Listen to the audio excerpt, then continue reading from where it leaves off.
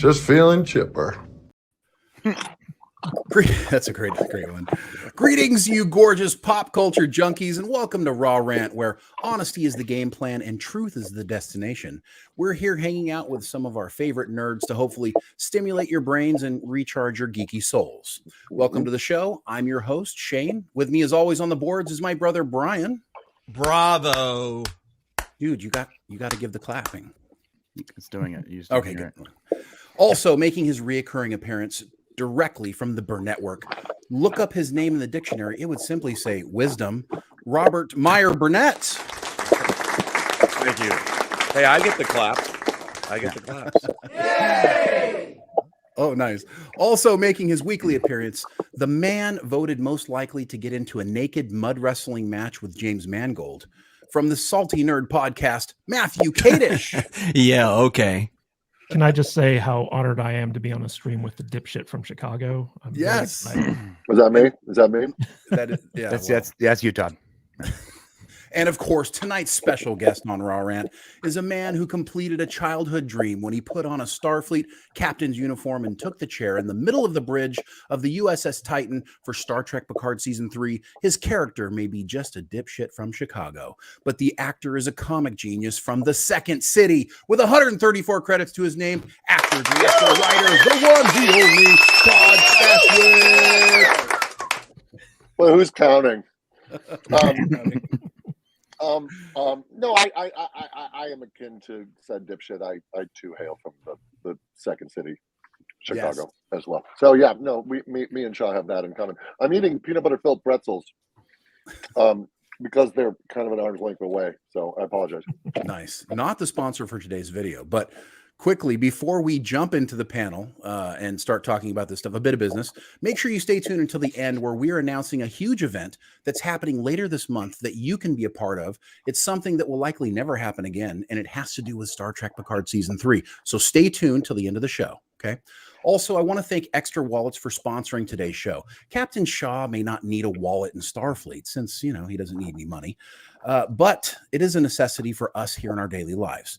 This is the last wallet you'll ever need. It's a smart wallet, efficient, super slim, sleek, and futuristic, made with Italian leather, space-grade aluminum, and carbon fiber with built-in RFID blocking protection to protect you from wireless theft. And it also comes with a tracking card in case you misplace it. Check out Extra Wallets right after this video. The description will be below. Go to shop.extra.com/thepopcast. Use the code ThePopcast for 25% off. Thank you so much, guys, for that. Now, Todd, thank you and welcome to the show. Thanks for having me. Last time I saw you, you were sitting right there. That's right. We were in there with you. Actually, we wanted to go into that with you. You've been a force of nature out there promoting Star Trek Picard Season 3, and we appreciate you coming out to chat with us and all the fans here with us live who've absolutely fallen in love with Captain Liam Shaw. Now, before we jump into the character and the season, if it's okay with you, I wanted to take a moment to point out some things that Star Trek fans really need to know about you. We had the pleasure of visiting your nerd lair during a recent trip with you.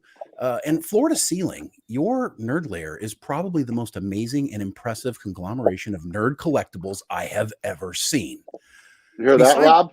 It's amazing. Far be it for me to. I would never. I would not presume to debate you, as someone said once. Besides the most badass D&D table ever invented, a dragon that breathes smoke, and Star Trek collectibles that make eBay collectors drool, the one thing that people may not realize about you is that unlike a lot of other actors who've been in Star Trek, you are at heart a hardcore fan.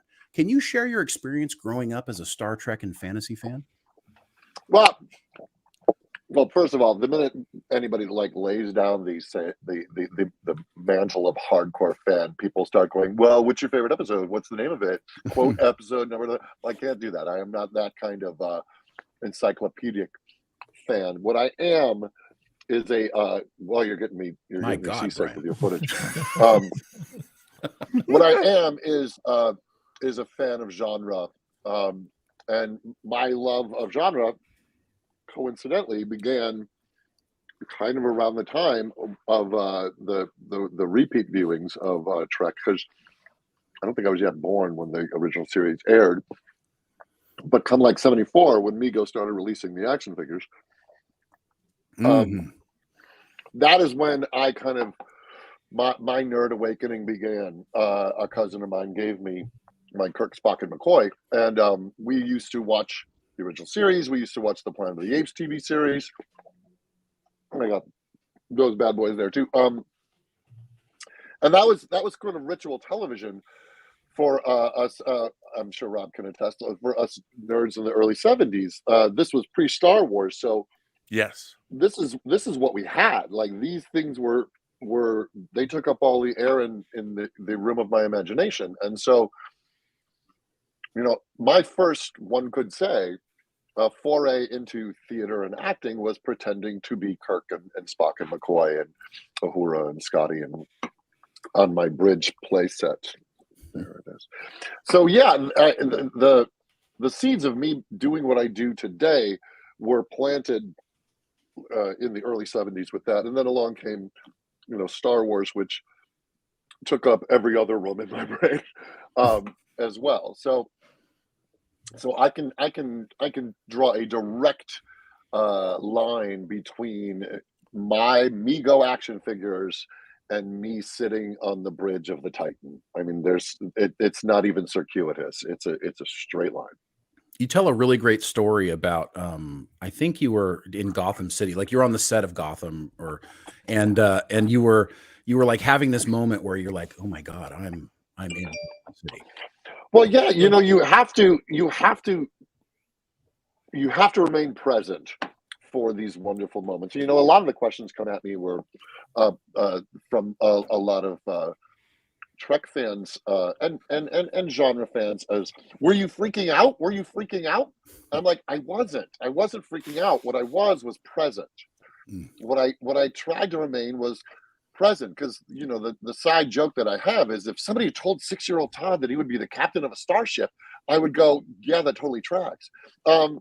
Because I've been pretending to be that forever. That these are the dreams that I was dreaming as a kid, and so much of my life and the projects that I've been attracted to lent itself to this in a way. Now, did I ever expect that I would be the captain of a starship? No, you never count on that. And you know, these are the surprises that your life. I mean, how could I have known that when I booked 12 Monkeys, that someday Terry would return to the Star Trek family and create a role for me? You just don't know that stuff.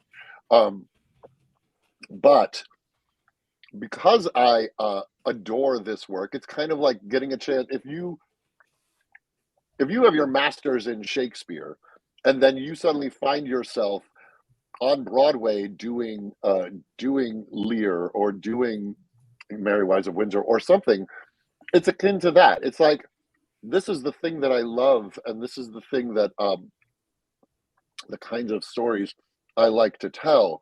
And so there was a homecoming to the feeling, and not I'm a screaming fanboy and oh my God, I'm acting with Patrick Stewart. It's this is an honor, and this is a privilege, and I'm a custodian of a legacy, and what a treat it is to get to do this work with these actors and to contribute to this canon, and hopefully add to it, not to just be present in it. You know, like, be part of the future of the canon, and not just sort of sitting in the past and, oh my God, I'm in Star Trek, right? Right. Really You know, great. Todd, A very long-winded answer. Sorry. No, it's Todd, I really hope that I'm at the first Star Trek convention you make an appearance at, so that I can witness you realize just how big of a deal you actually are nowadays. You're going to see lines going around the block to get your autographed. You're going to see thousands and thousands of people in a hall just to see you up on stage speaking. I don't think it's quite set in yet, just how big of a deal Shaw is to so many people out there.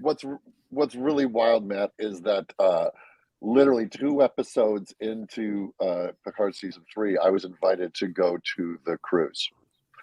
And so I did this. That was my inauguration into the Star Trek fan community, was the cruise.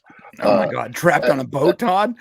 Well, but not trapped. Like, again, like, I was attending Comic-Cons, and Rob and I actually met years ago talking nerdy stuff at Nikki Griffin's birthday. So he knows, like, this is, look at where I live. Like, this is the but inside Todd, of my that was head. before the series aired. I think that now that everyone's gotten exposure No, it to aired. you, There was 2 episodes already. Are you surprised, Got it. Todd, how popular Captain Shaw is? Oh, of course. Nobody. No, but I don't want to. I don't want to diminish what you're saying, Matt. It was weird and wild then, and my guess is now that we're deeper into the season, it's going to get weirder and wilder. At these conventions. So am I surprised? Of course. You never, like, you get scripts and you're proud of them, and they read great, and you try to bring your A game, and you trust that the directors and editors and makeup artists and wardrobe people aren't going to make you look like a fool. So and then it gets shot out of a cannon into the body politic, and who knew I would be the meme king of 2023? Now, I got to ask you, Todd, have your peeps, have your agents, managers, your team, have you received a bump at all in the last couple of weeks, in the last 7 weeks? Have anyone made you any offers? You getting any scripts in? You would think, and yet, ... And I think a lot of that has to do more with the fact that there's a potential writer's strike. Yeah, that's true. And I think the industry is contracting for a bit as it holds its collective breath, waiting to see. So no. We Terry and I both joke. We're like, have you ever been more popular and less employed? Like, I mean, but isn't that always the thing? Here you have this breakout role that, like you said, you become the meme king, and yet we're facing a writer's strike. That's been the story of my life for the last 30 years. Yeah, I think Alanis Morissette wrote a song about it. Don't you think? Ironic. Yeah. So yeah, the ride is still going. I think, like, where it leads in terms of work, that is yet to reveal itself. I'm always excited and interested. People always ask, like, what do you want to do next? And my answer is always the thing that will surprise me, because I certainly didn't see this coming. So this is 12 Monkeys was a pleasant surprise. Any job that I've had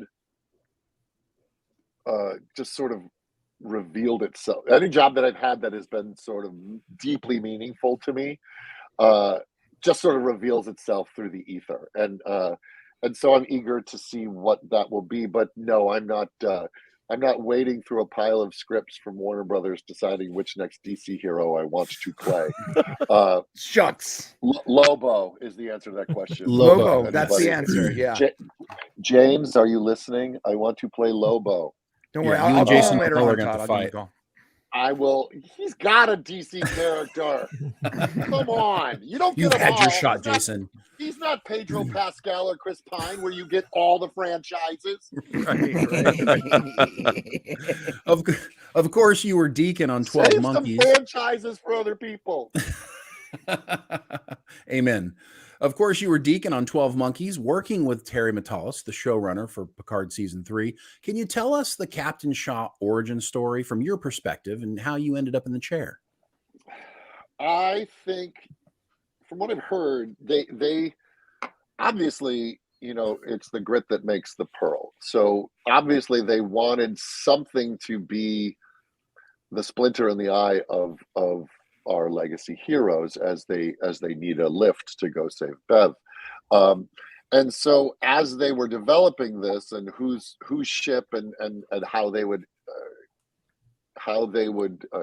conjunction with Seven, I think they came up with the idea of the Titan, because it made sense because it was formerly Riker's ship.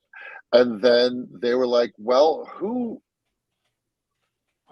what kind of person would be great to be a foil for these guys that could be assholey but also kind of likable? And I'm like, well, that's what I did for 4 seasons on 12 Monkeys. And so Terry and I, he actually had me, he's always looking out for me with projects that he's doing and seeing if there's a place for me in them.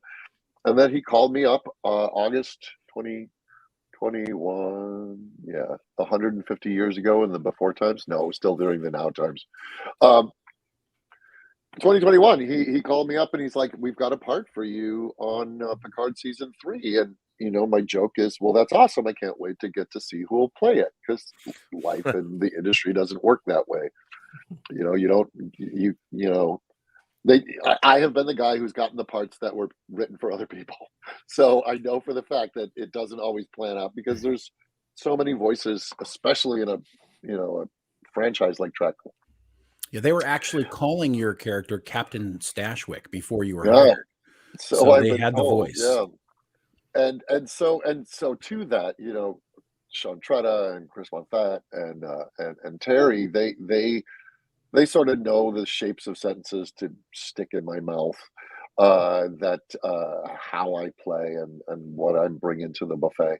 And so when I stepped into the role, it was like stepping into a suit that was cut to fit you. It was pretty amazing. The minute I read those words, I'm like, yep, that sounds like me. That feels right. Yeah. And they also wanted a character that tethered deeply to Picard's past, in a way that he will find surprising. And so the whole Wolf 359, that was pitched to me before I think I was even officially, like, the ink had dried on the contract.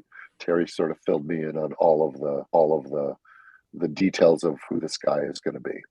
What did it take to get you emotionally to that place? Because the scene in the bar where you do Wolf 359 was so powerful. Did you guys rehearse that? What did you go through in your mind to get you there? Well, it's all on the page. I mean, it's the you're literally describing visually the event. And so my job then was to visualize that event. And I've said this before, luckily I had 2 amazing episodes that showed me what the outside of the portal window was looking like. So it was going back and rewatching Best of Both Worlds Part 1 and 2, so that I could live through the Battle of Wolf 359, at least from an outside point of view. And then my job as an actor is to creatively visualize what was happening around me. And then when you see something, you have thoughts about it. If you have thoughts about it, you have feelings about it, and those feelings then rise to the surface. So it was just a matter of having that, just trying to really picture the fear, the stress, the strain, the panic, to really go back to that place, and the grief. Somebody once said, and I love this expression, that the size of grief does not change, but your life gets bigger around it. But anytime you revisit that grief, it is fresh. So, I've lost my father. And so when I hit those moments of grief with the loss of my dad, I feel it like it was the day of his funeral, but I'm not crying every day like I did days after his loss. So you try to go, okay, well, the size of this grief and this fear and this pain and this post-traumatic stress and survivor's guilt is as fresh as it ever was, but his life has moved on past it, so that the size of his life is bigger, until the man himself walks onto his ship. And there he is. I've never seen him in person before, is what I created for Shaw. They've never met. And so he had hoped he would go his entire life without ever having to meet him. But when he does, that grief, that pain, that stress, that fear, that panic, it's all right there. That makes so much sense. Matt, real quick, and I'm going to let you ask the next one. I just want to follow up because he's in this place. So Shaw says, no, no, no, right? No, no, no. And then he eventually says yes, or he eventually agrees, or something happens where he's like, okay. So what is the process going through Shaw's I believe my mind? words were, God damn it. Yeah.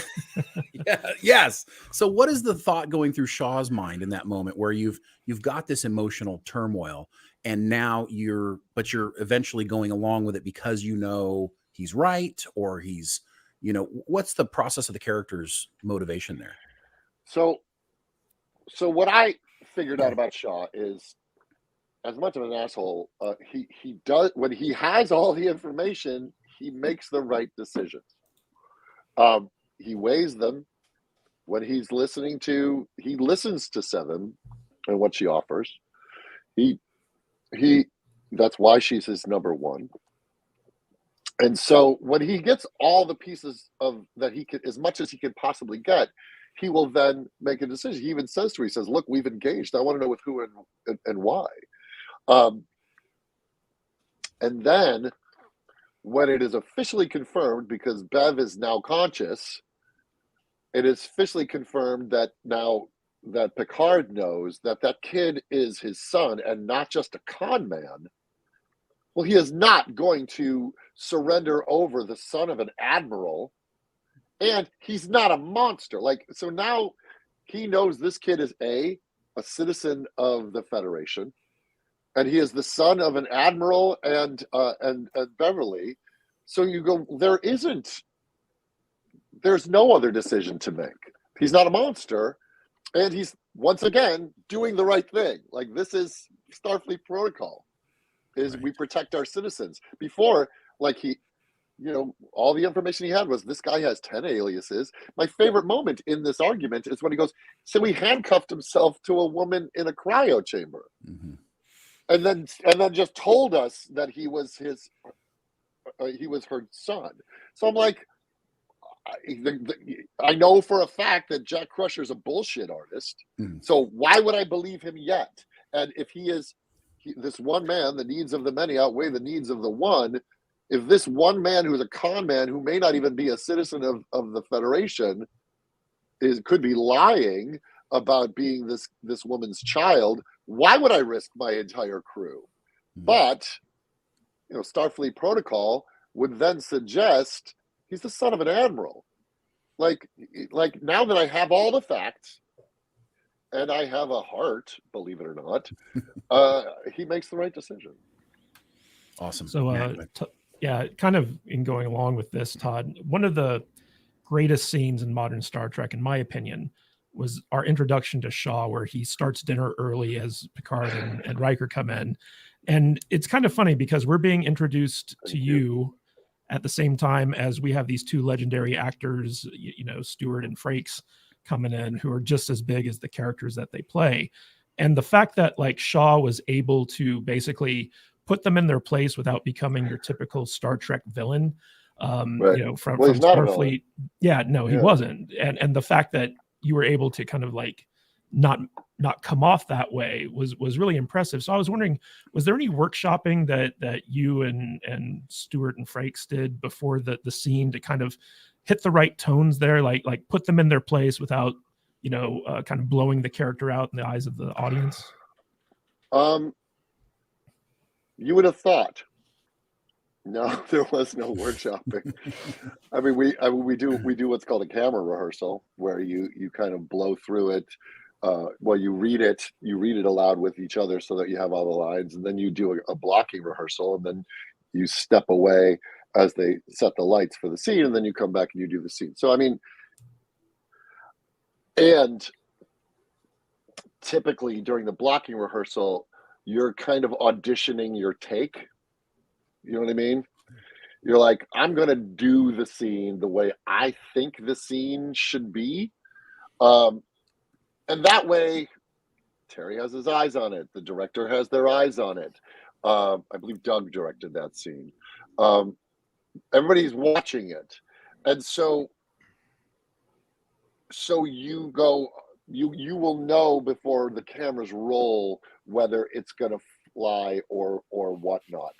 But I mean, I can say, and this is not even in I'm not bragging. I'm saying that pretty much the scene that you saw was the scene that the camera take rolled. And I think a lot of it was where we establish who Shaw is, and then going back to the fact that Terry and Chris and Sean and the rest of the writers, they knew how to write for Todd Stashwick, the performer. Like, every actor sings their song differently.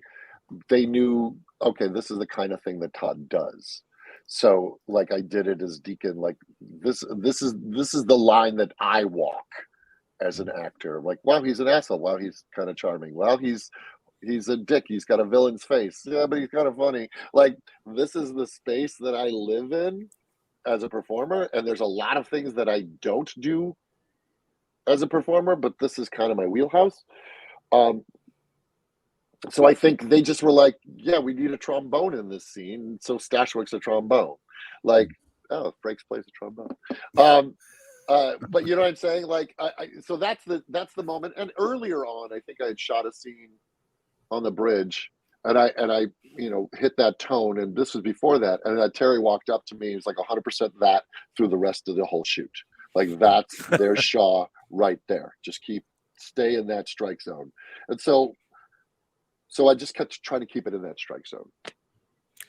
Yeah. How much do you think your comedy background has helped you formulating your approach to this character? Because you have, obviously, everything that comes out of your mouth puts a smile on my face, and there's a certain delivery you're giving, because a lot of actors don't have the kind of improv background that you have.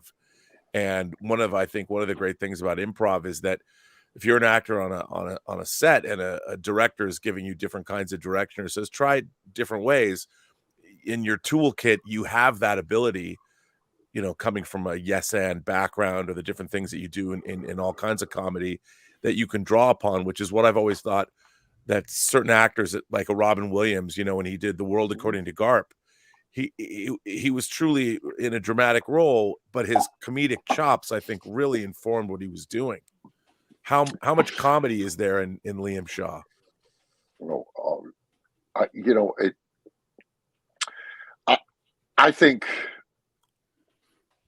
think there's, we in life, and especially in tragic and dark moments, we as human beings will seek any nugget of lightness, and often comedy is it's control. You're controlling a narrative, right? Like, if it's sarcasm or whatnot, you are manipulating the moment with your passive aggression or whatever it is. We do this as people. So in answer to your question, I can't help but not find the moments of what I find absurd or humorous or ironic in any given scene. Also knowing when to turn, like going, well, actually, no, this is not funny at all. And so don't actually look for the funny, because that's not what we want. We don't want to break the tension of this moment with the audience. So, but I think why someone would bring me to the party is, in an otherwise dramatic show, at least in the corner that Stashwick occupies, he will find moments of levity in the middle of a line, with maybe even just an eye roll or a brow furrow or something.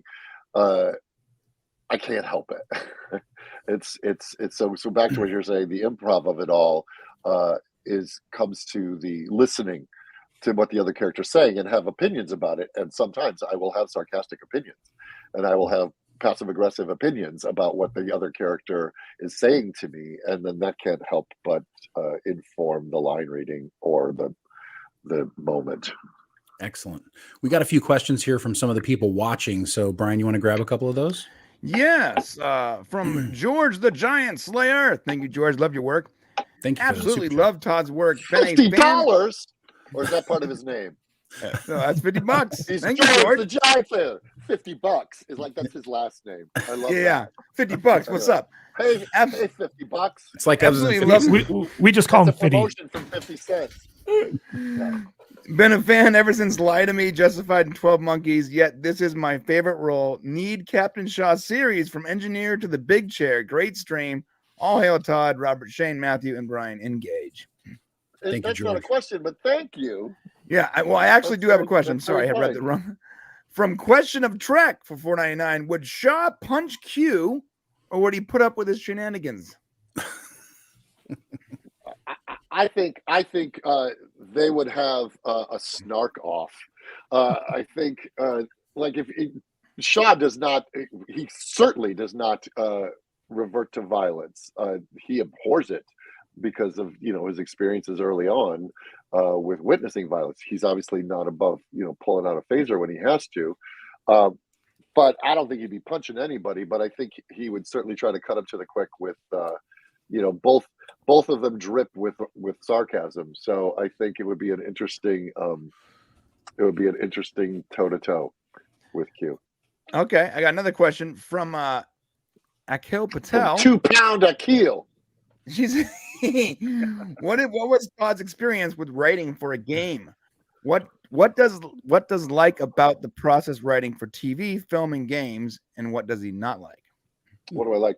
Well, I've only written pilots for television. I've not written as a staff writer.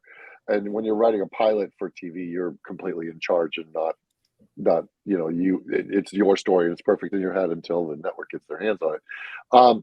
Writing for games is similar to writing for film in that you're still breaking an act structure.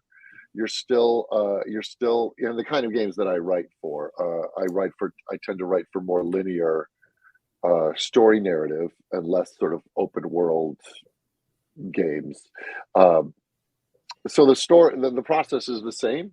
Where you it's your hero's journey. You want your inciting incident, all of it, your darkest hour, your inmost cave, Joseph Campbell 101.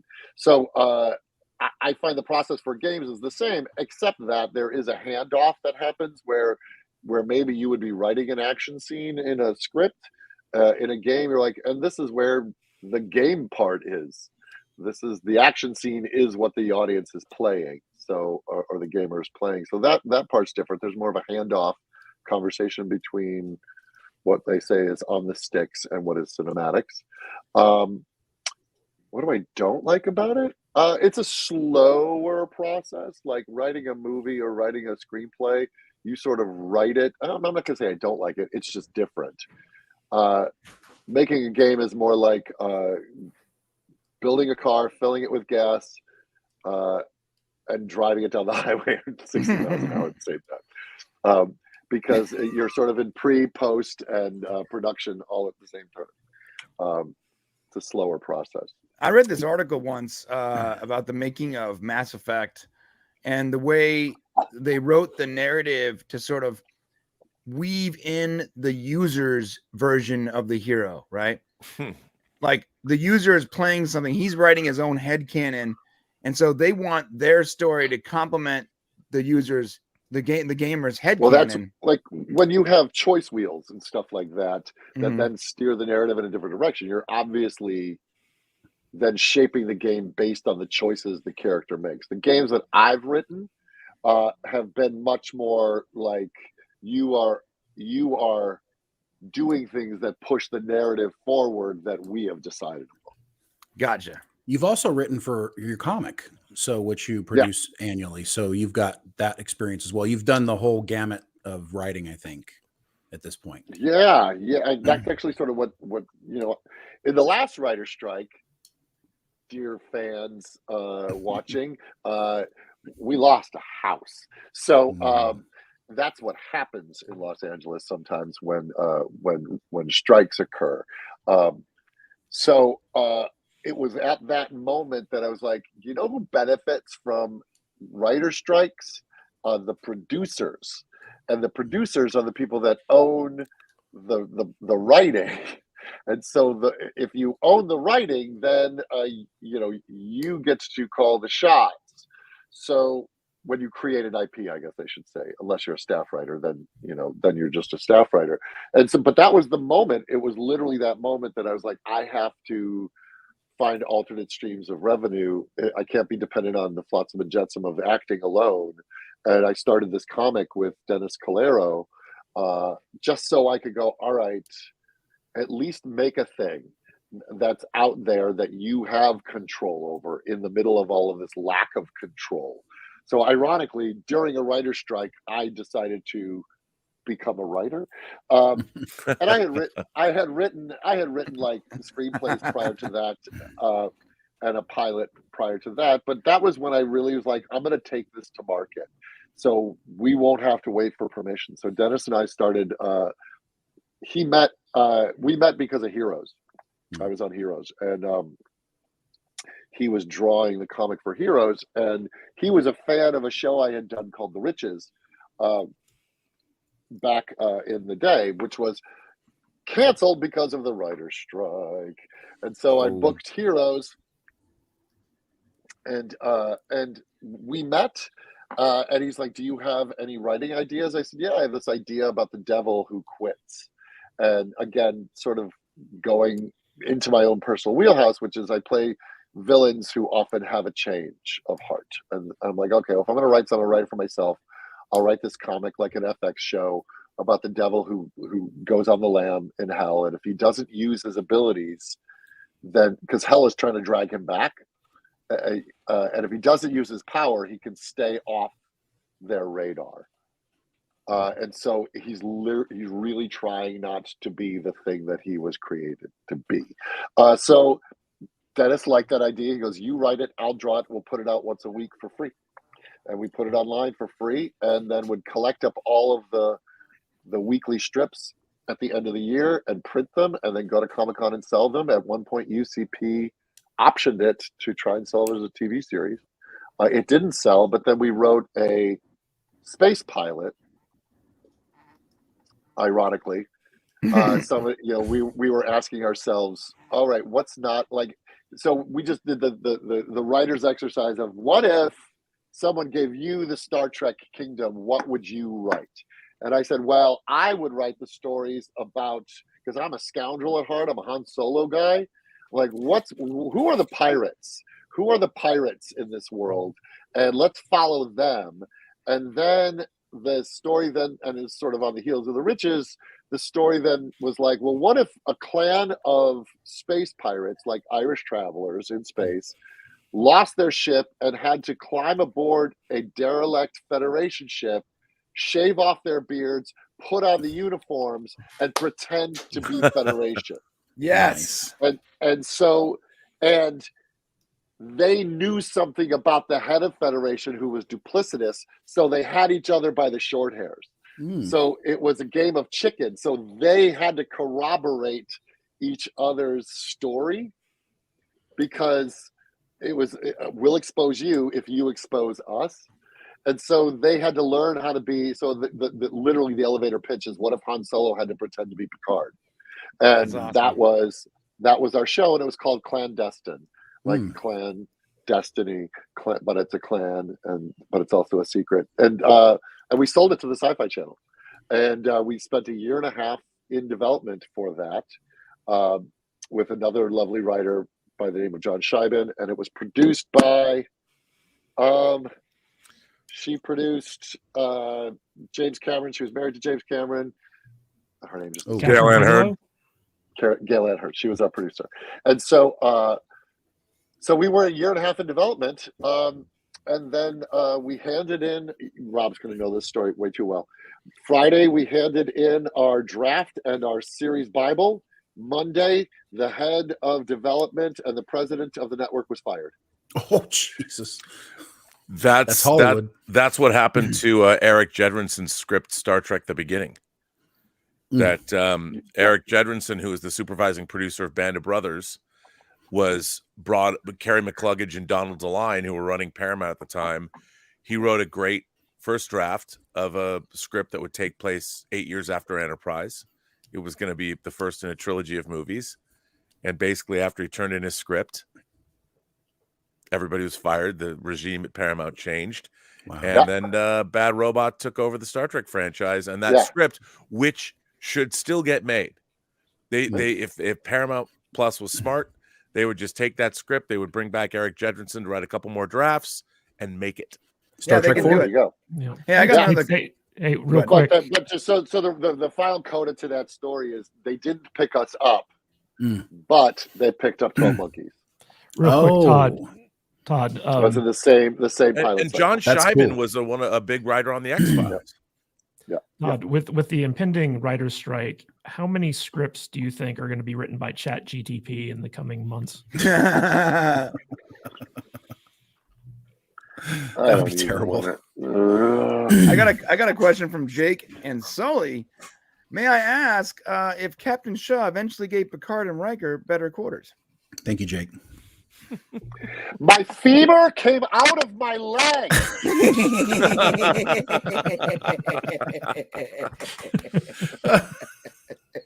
So no is the answer, Jake. That's the answer, Jake. They're still bunking it. Also from Tony D, if you were offered the opportunity, would you continue on with the character as Captain Shaw in a Star Trek Titan/Legacy series? Of course. Yes, I of said that like course. Tom Hanks. That was a Tom Hanks. Yeah. Yeah, of course. Like I've said this before. I am Aragorn, and they have my sword to whatever capacity they need it in the future. Once you are part of the legacy of Trek as a whole, I am a tool to which they, however they choose to use me. I'm excited and happy to continue. I mean, if they want to do, Muppet Baby Star Trek, I'm there. I'm happy to. Which Muppet Baby are you? I'm Kermit the Frog. Actually, I'm Gonzo. Who am I kidding? Gonzo, right? Yeah. But Kermit would be the captain, so I always defer. Warp speed ahead.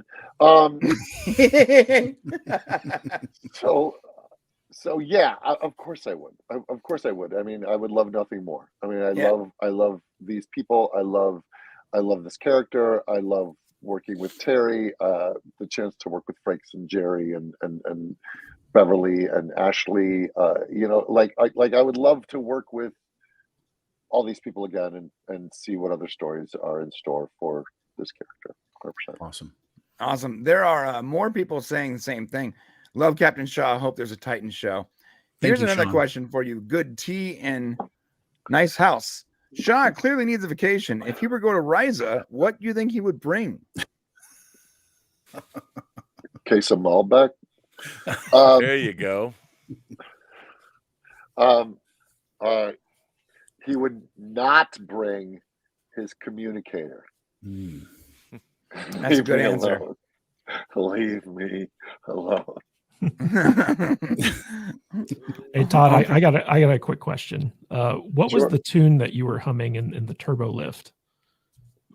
I forget. Was it off the top of your head? Just something? Or I mean, did they tell you to do something? Or okay. All right. We got got you can't say it because you have to make sure that they didn't clear the music, so you don't want anyone to know what it was. I don't know what you're talking about, Robert. Got it. We're clear. We got a question from Admiral Tajir Tiberius Murray. I can't say your name, I'm so sorry. Terrier. Admiral. Terry, thank you. Todd, when you undoubtedly become a Star Trek action figure, will you buy yourself and will you play with yourself? Oh, Jesus. Come on. He's not going to have to pay. He's not going to have to pay for myself. Yeah, I'm not going to finish the rest of that sentence. I will 100% own an action figure of myself. I will 100% own it. Whether I like, here's the thing. I'm at the age where it doesn't come out of the box. So, unless it's like that's what she said. Whoa! Sideshow size. Then you want to stage it. But if it's Mego size, oh, I wish it's Mego size. If it's Mego size, it stays in. They might do that. Mego's been making a lot. Their Star Trek line's been pretty deep. Yeah, that would. Nothing would be more full circle for this little nerd than to hold a blister case with a Shaw action figure, because I literally know where I was sitting when I opened the box and saw. And my cousin did it perfectly. The way he staged it in the box was Kirk was in the center and the other two were flanking him. And so the first action figure I ever saw was Kirk. And so if I could have a Shaw in a blister case, mint on card. So if not, somebody will make you a custom of that. Yeah, there are a lot of talented people out there that someone's gonna, if they don't do it themselves, somebody will make you a custom. From George the Giant Slater, $50. I'm sorry. It's pity. Once Shaw has gone through his journey with Picard and Riker, does that alter his feelings respect differently from the past emotional damage experience with Eucudis and Riker's more freewheeling command style? I mean, like all kidding aside, like how could it not, right? Like every experience that we go through colors a person, and I think, and look, this isn't the first time Shaw has seen battle in action. In fact, in the Ready Room, you will see an award for Captain Liam Shaw, heroics in battle. Like it's not his first rodeo that he's been shot at or whatnot. They're in the final frontier, so it's a dangerous out. Space wants to kill you, Right? Space wants to kill you.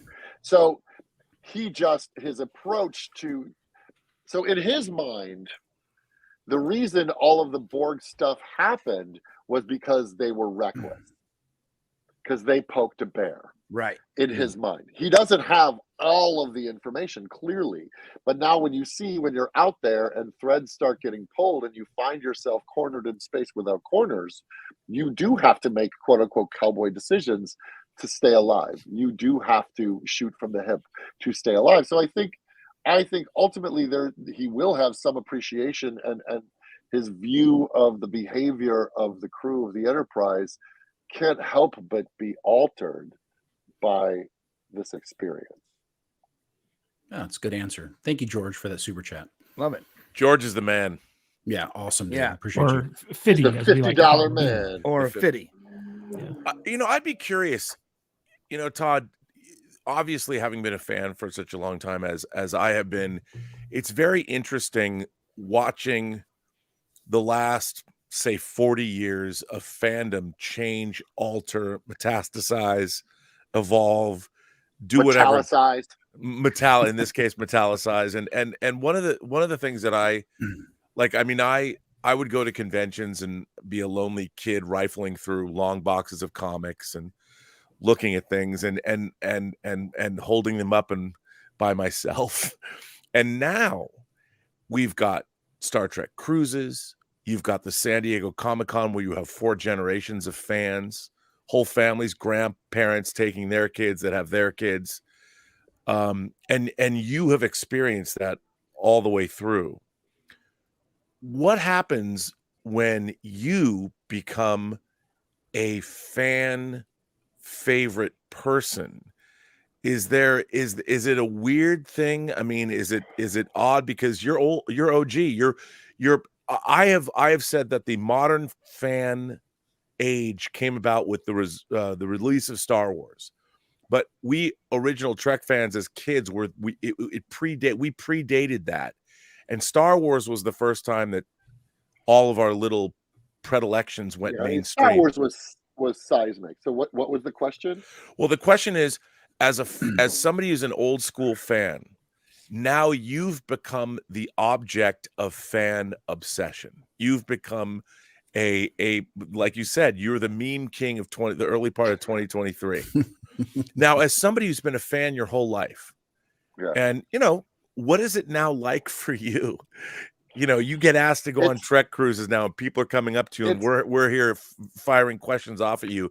Is it a weird thing? Is it an odd thing? How do you feel about it? It's an honor, right?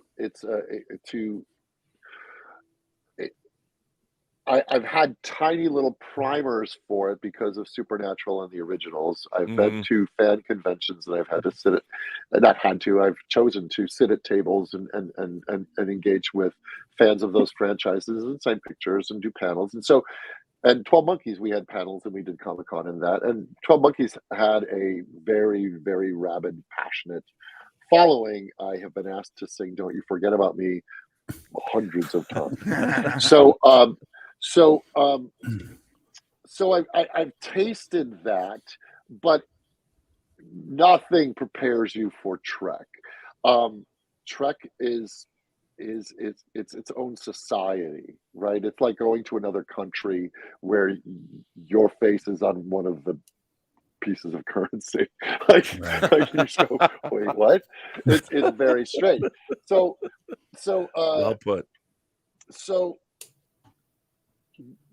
interestingly enough, I am still the guy who is like collecting toys. I'm not. That hasn't changed. I'm still the guy who wants to go to WonderCon as a fan. Last weekend, I went to GaryCon in Lake Geneva, Wisconsin, to play Dungeons and Dragons. Not awesome. because I was an actor on TV, but because I'm a nerd boy who wants to roll dice and play D&D.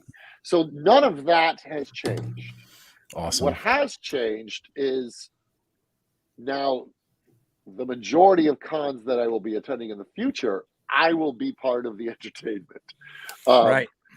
And so that was the thing about the cruise was, it's their cruise. I can't be a fan there, really. Because we are the band. Right. We are the entertainment of the cruise.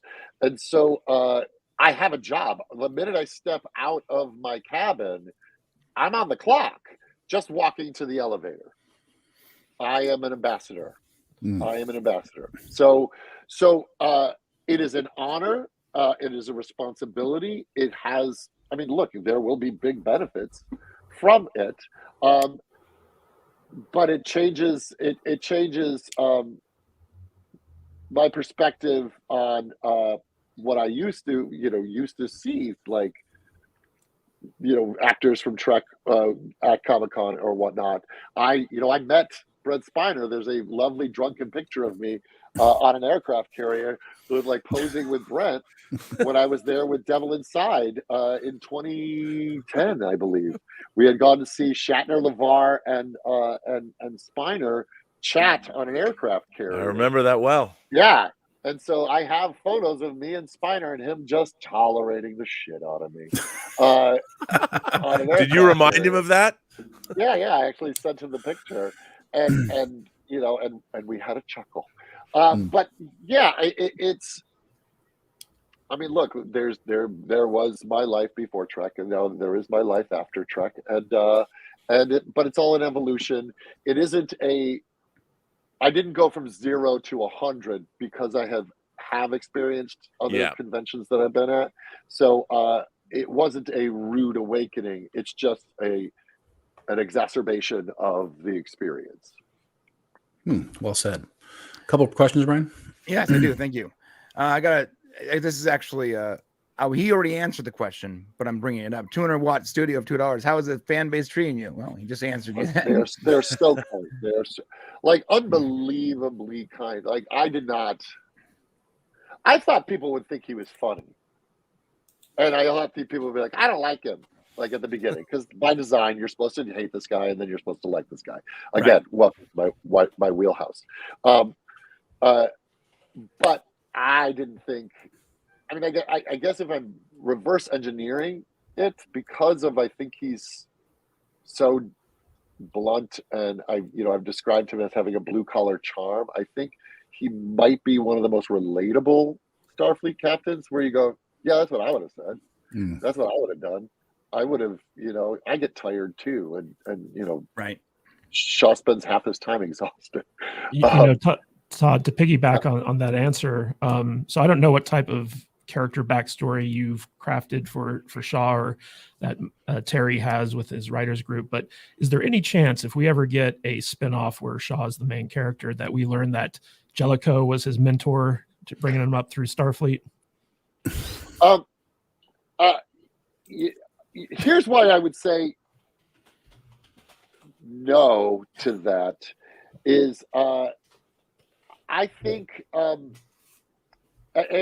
think it might be too much of a bullseye. I think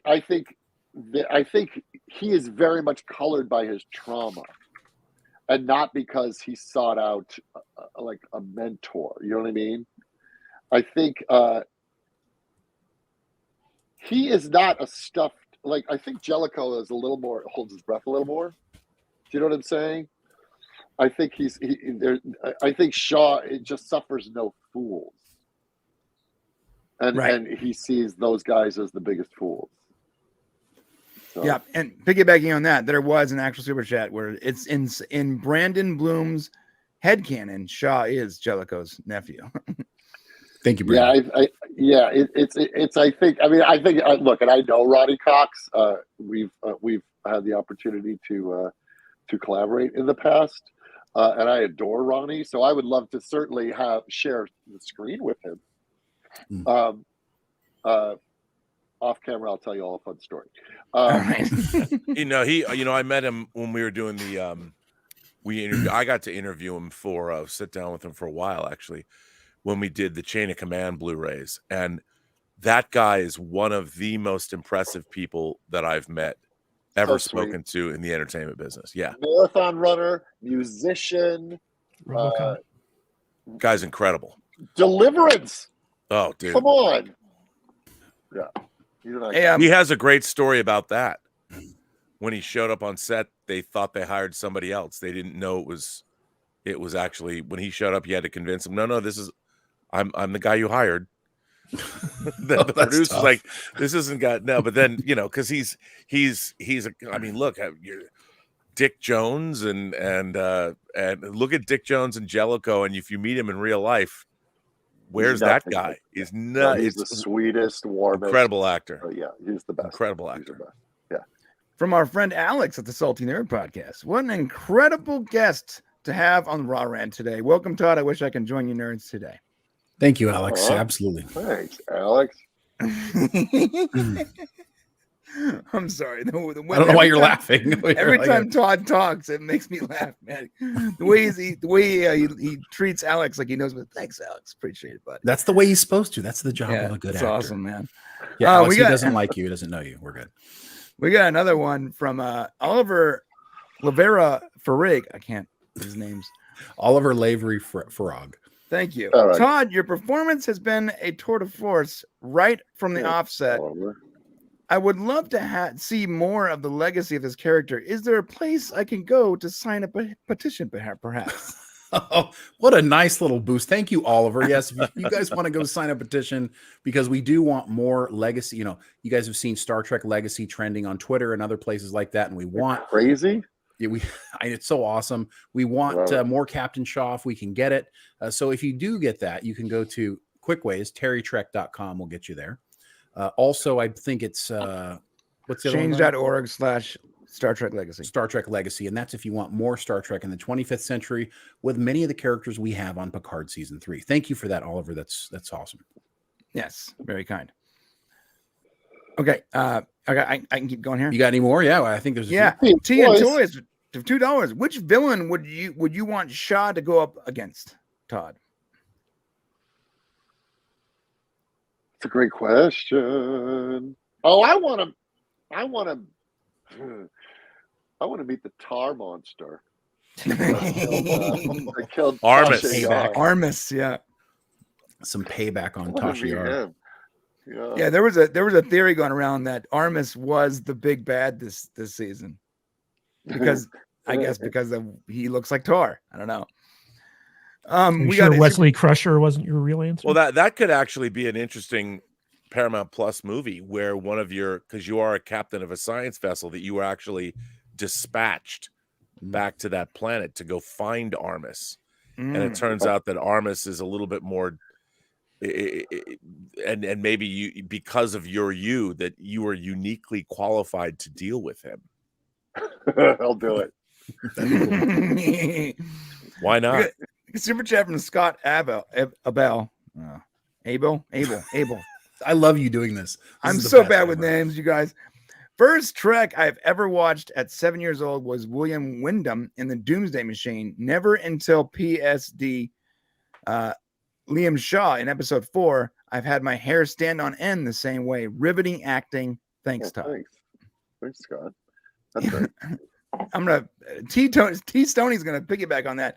Liam Shaw, captain of the people. Thank you. Yes, rise up. It's like The Rock, the people's captain. His words, not mine. From Todd Fielding, from one Todd to another, you are terrific. I hope Star Trek Legacy becomes. Together. Yeah, Todd's got to stick together. I hope Star Trek Legacy becomes a reality, and you are part of it. You're here, Todd.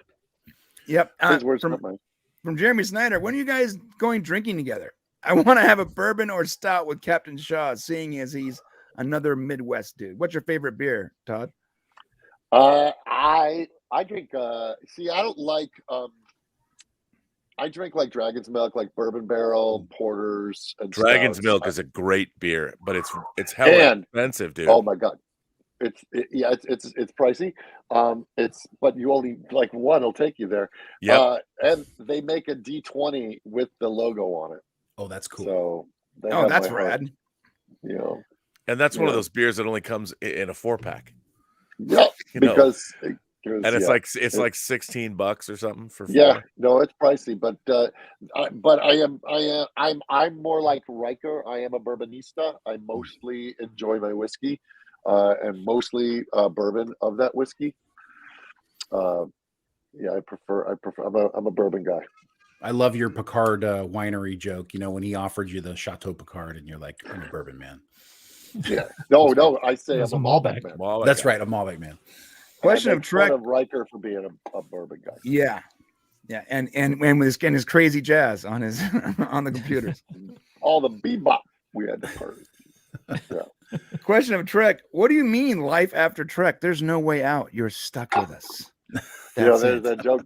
So Jerry tells the story that when she started Voyager, they gave her a T-shirt that had the Delta and bars in front of it, and it said "Lifer."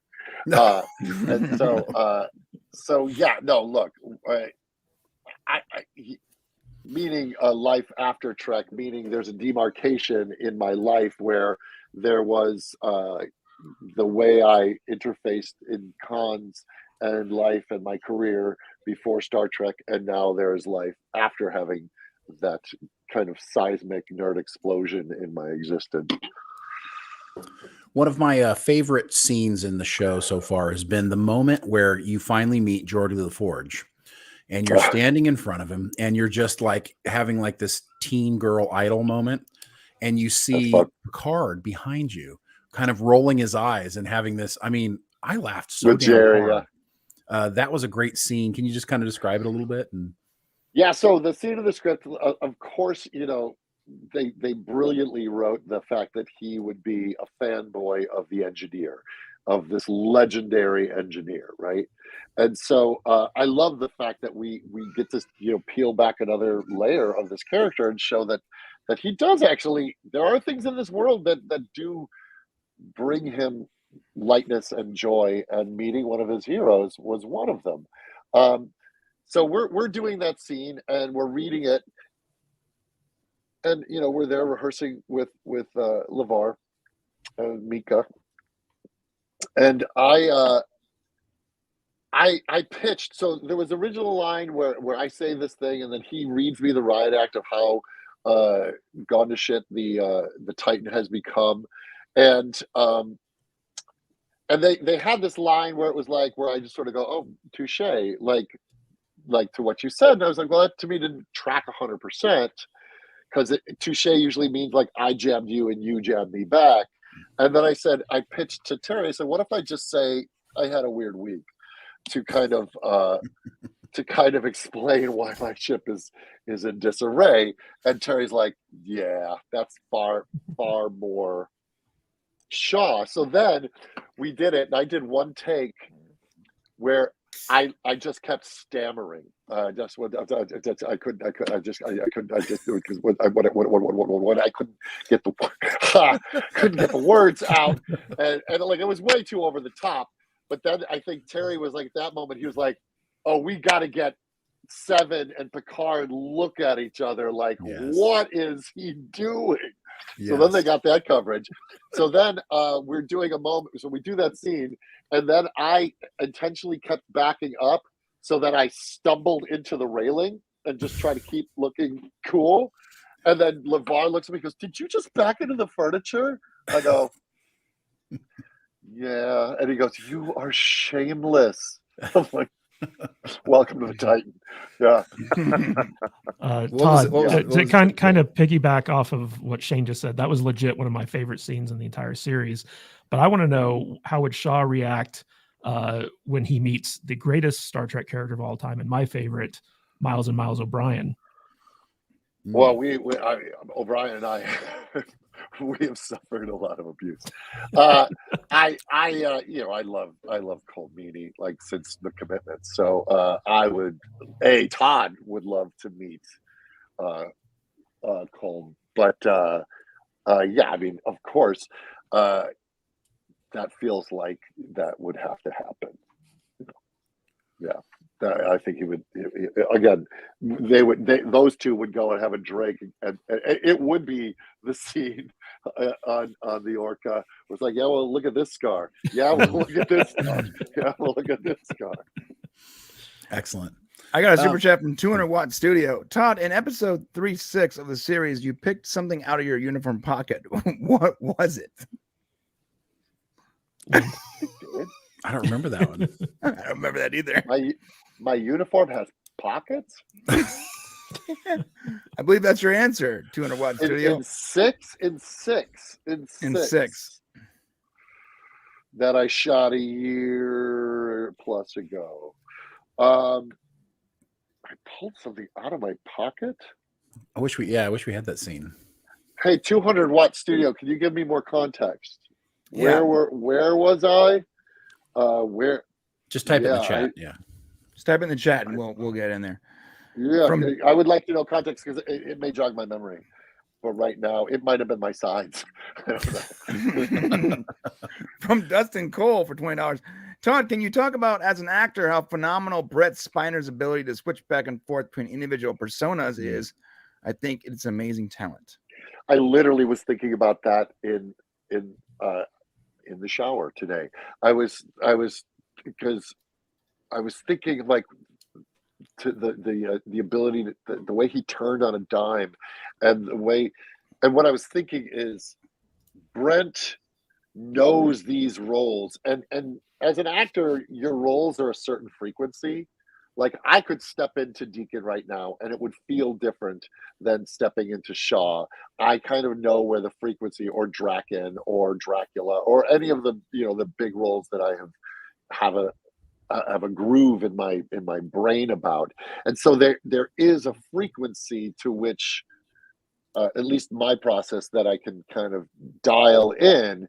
So I imagine, and again, I study with this amazing acting teacher in LA, Leslie Kahn, and we talk a lot about thoughts. And if the script is written, these are data lines, then he's having data thoughts. If he's having lore thoughts, if he's flipping between the frequencies, the physicality will just lock in there, because Brent knows those roles so well that I think it was probably a treat for him to Jekyll and Hyde like that, and just the deftness of skill, and he's a master, and he's especially a master at those roles. Yeah, great answer. We got an answer from 200 Watt Studio, and it's pretty funny. It's my version of a question to Shatner on SNL at a Trek convention, which means I was waiting for that, because I was like, wait, I was like, are you setting me up to go get a life? Like, is that where this is going? Because I felt that he was winking at me. Get out of your parents' basement. Get out of your parents' basement. We got a question from Mark Croson. What else does Todd geek out on, new or old? What? Here's a quiet geek that I share with actually Rob Lowe, as I worked on 911 Lone Star. I am, and Jessica Chobot, if you know Jessica, I'm a huge Bigfoot Sasquatch nerd.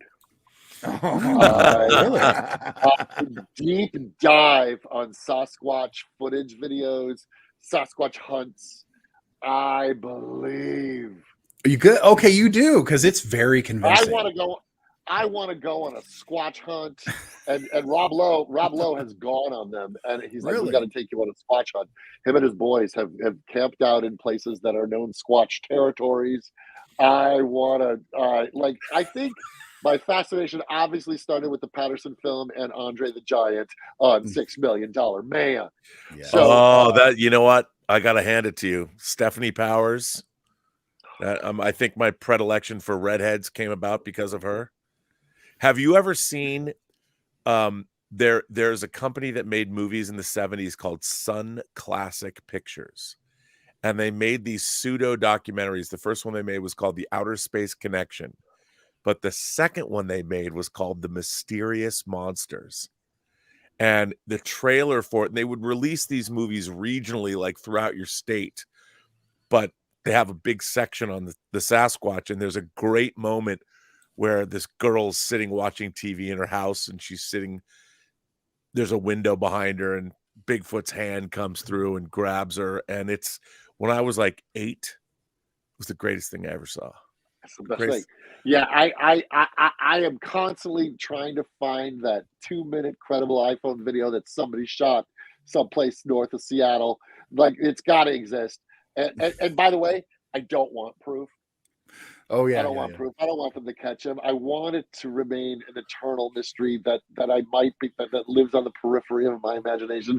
It's the same with UFOs. I don't actually want them to land and Cleatu, Nick. Like, I don't want that. I want it always to remain in the periphery of my imagination. Fantastic. But I will not stop looking up alien footage, UFO footage, Bigfoot footage, Loch Ness Monster footage. Always. We're So on the same page.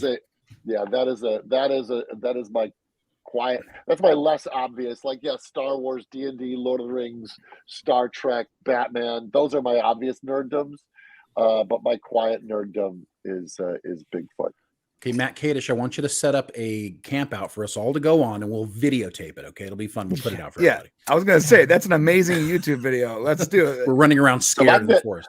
So if we get you, me, Jessica Chobot, and Rob Lowe, and we all go, and we all go hunt, go Squatch hunt. Hunting Well, with the writers strike. With the writer's strike looming, reality TV is going to be ramping up production. So I think we can make that happen. Yeah. Yep. I got a question. Another Bigfoot. Go ahead. What happened? I think we lost Todd, actually. He's frozen. Or am I frozen? No, You're not frozen. You're not frozen. Okay, I was going to say, is it me? Am I having a stroke? Well, I'm sure he'll be back in. There There he's he back. is. He's back. He's back. Woo. It's the For a minute Bigfoot there, stuff. Todd. The government got you. Yeah, I thought the CIA got to you. And we got a question from Anco O. Another convention question. What happened in the elevator with Vatic? And just to refresh your memory, you did the character Shaw appears to have gotten beat up in the elevator. And there's a going theory that they turned you into a changeling. They slammed me into the wall, and I yell. It's hard to hear, but I yell to Seven, blow the turbo lift. Oh, that's rad. If you listen, there's a moment before I say blow the turbo lift. Oh, that's so rad. When you lost the 2 Starfleet officers to your left and right, was there a moment where you said, "Oh shit, I shouldn't be going towards this turbo lift anymore"? Or did you were like, I'm all in no matter what happens? Oh, look, Shaw is he's on the front lines. He will be the one to go, all right, take me, not my crew, take me. And so he is going to do. That's why he says blow the turbo lift. You hear it, it's real muffled, but you hear it. Yeah, that's really cool. Another super chat from Ghost Writer. If I find my way back to Hollywood Writers Room, I'll happily DM and roll dice with you, Todd. Well, that's very kind. Thanks, Ghost Writer. Thanks. Speaking of, did you see Dungeons and Dragons? I'm sorry. Go ahead. No, what you were saying. I'm saying I love playing D&D. I ran a game for my daughter yesterday. Actually, not D&D, but a game called Mazes. We ran it last night, and it was really fun. It's sort of an OSR vibe. It's great. What do your kids think of Liam Shaw?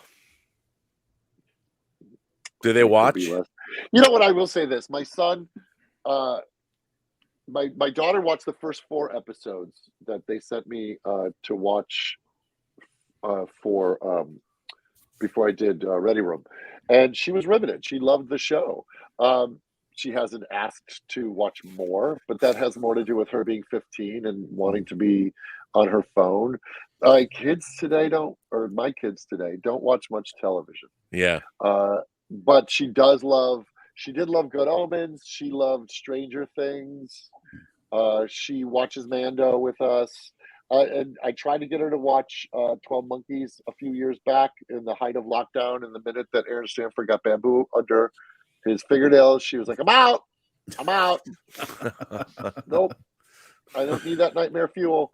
But my son, I think, I have a 25-year-old, and I think he thinks it's cool.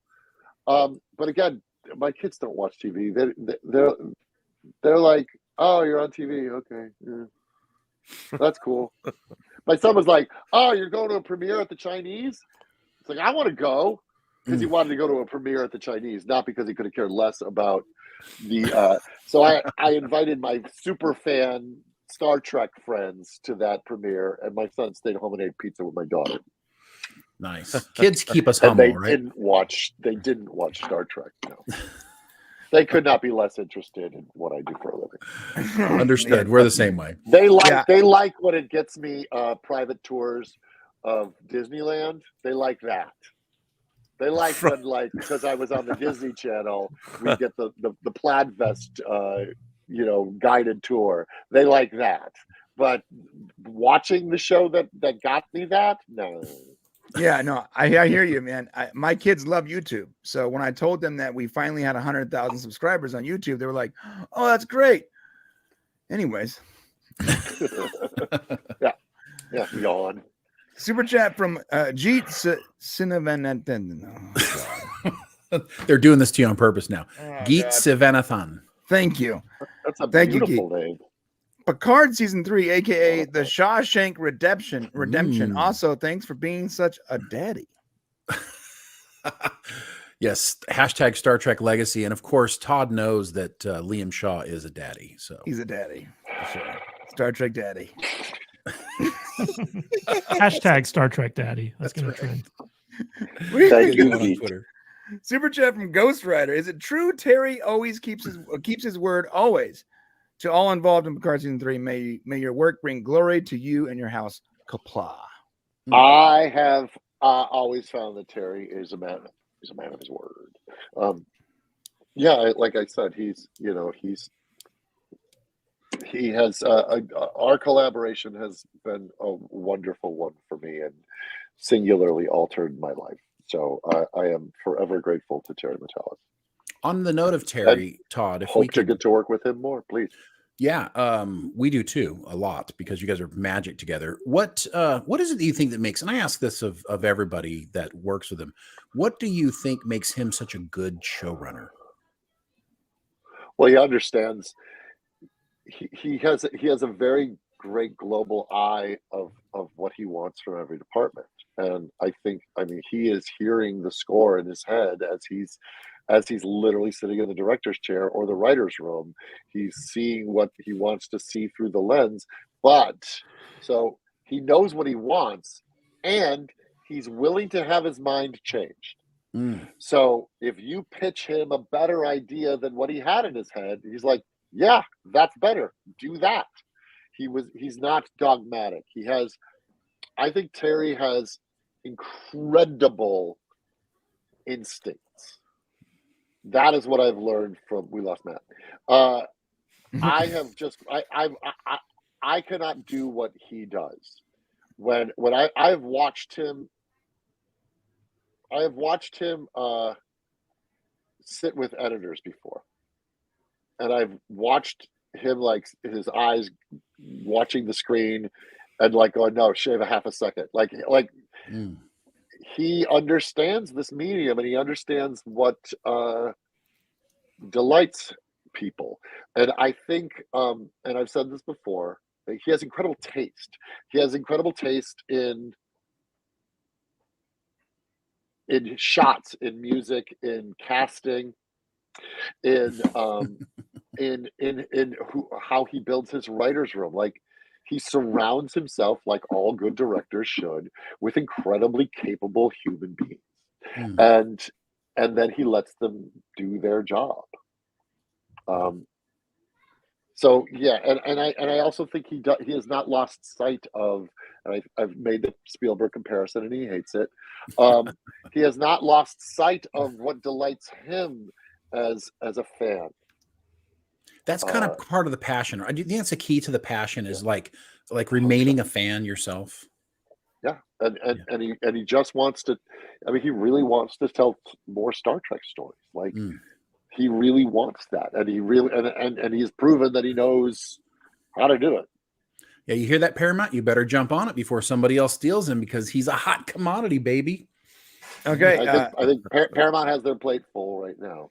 Yeah, that's true. Between Starfleet Academy and Strange New Worlds, and there's talk of other projects. So I think they have their plate full right now. But we can squeeze in one more for Terry, hopefully. One more. Okay, we got a super chat from Jeez, I can't say it. Is it a name? Jeff Gloff 2814. Jeff Gloff.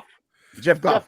2814. Oh, Jeff Green Lantern or Sector 2814. Right. Jeff. Yes. Okay. Thank you, Rob. Jeez. This I'm is just why saying, Rob is here. It does say Green Lantern Corps right there. My brain is broken today. I Jeff Green apologize. Lantern of Sector 2814. I'm just saying. Maybe Jeff, that's the Green maybe I'm Lantern not getting it. of Sector 2814 for $20. What would I do without you? I don't know. Finishing my first D&D campaign ever, Beastmaster Ranger, in case anyone was curious. Does Shaw have any Is that yours? No. That's what I was about to ask. Oh, does Shaw have any D&D stuff in his ready room that Todd may have snuck in? Any chance we'll see you at Dragon Con anytime soon? Okay, let me take these questions in order. No, I did not sneak any D&D stuff into the ready room. I have plenty of D&D stuff, as you have witnessed in this room.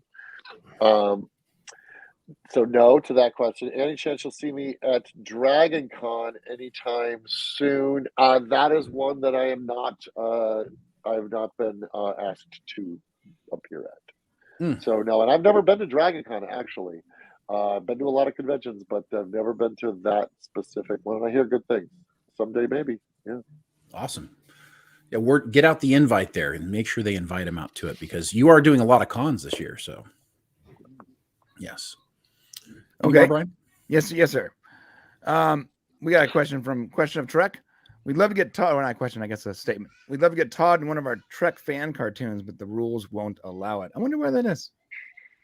They make this channel makes cartoons of Star Trek. Oh, so they're saying. Oh, so he's winking though. Okay. He's winking. Yeah. So that's maybe he's gonna do it anyways. That's not even a question. So it's just a statement. Yeah. Here's a question. How about a Shaw and 7 of 9 on-screen romance? I think her dance card is full. I think I see their relationship as much more siblings. I don't see that as a romantic thing, and I think there's so much unfinished business with her and Rafi that needs to. That is where that part of Seven's life is focused in terms of she has her professional life and then she has her personal life, and I think her personal life that is with her and Rafi, and I think fans appreciate that as well. I see no reason to impose romance on the relationship between Seven and Shaw. I saw Jerry Ryan put up a post on Twitter today that they actually had like an iPhone in the armrest of your captain's chair, and you guys figured that out. We discovered we were sitting there because they have them locked in. We discovered if you take the little mounting frame off, it's just an iPhone there. so that it has display, it has buttons that you hit, and then we're like, well, hang on. And then we flipped open the camera and then reversed it so that it's looking up. And then we just kept like making videos, and we would spin and take videos so that the roof is going like this. And even Patrick was like getting in on it. So somewhere, some prop master has a litany of ridiculous up the nose photos of Jerry and myself and Patrick and whoever else we could get in on our shenanigans. What was it like on out there with just these legacy Trek characters, including, you know, Patrick and Jerry? What was it like spending time with them and getting to know them now more? You know, professionally? So a better way, because always the answer to that question is great. Like it was great. So more specifically, one could say, what are some of the things that happened that I can at least rely on, like a memory. I'm just trying to frame the question so that it is not as easy of an answer of they're awesome. That's what it was like. But you know what I'm saying? Like, so more specifically, like things that we would do and hang out. Riker, William Frakes, and I. William Riker, Jonathan Frakes, and I, we both are singers. We love to sing. So we often would find ourselves singing, or we would have this game where we would try to pull the most random celebrity name and throw it at the other just out of nowhere. I would just look at him and go, Estelle Getty. And he would be like, good. And then he would be look up and go, Shirley Hemphill. Oh, I love Nice. what's happening. Exactly. So that was like a kind of experience that, like, this is the relationship between he and I. Patrick would regale me with stories, told me this amazing story about how, so Patrick is a race car. He loves cars, or not a race car. He loves automobiles. He has sort of an affection for, he's a car guy. And he was in a play with this woman who at the time was dating Paul McCartney, and Paul owned a car that Patrick loved, and Paul showed up backstage after the play and threw Patrick the keys and said, hey, let's go for a drive to my country house. Oh my God.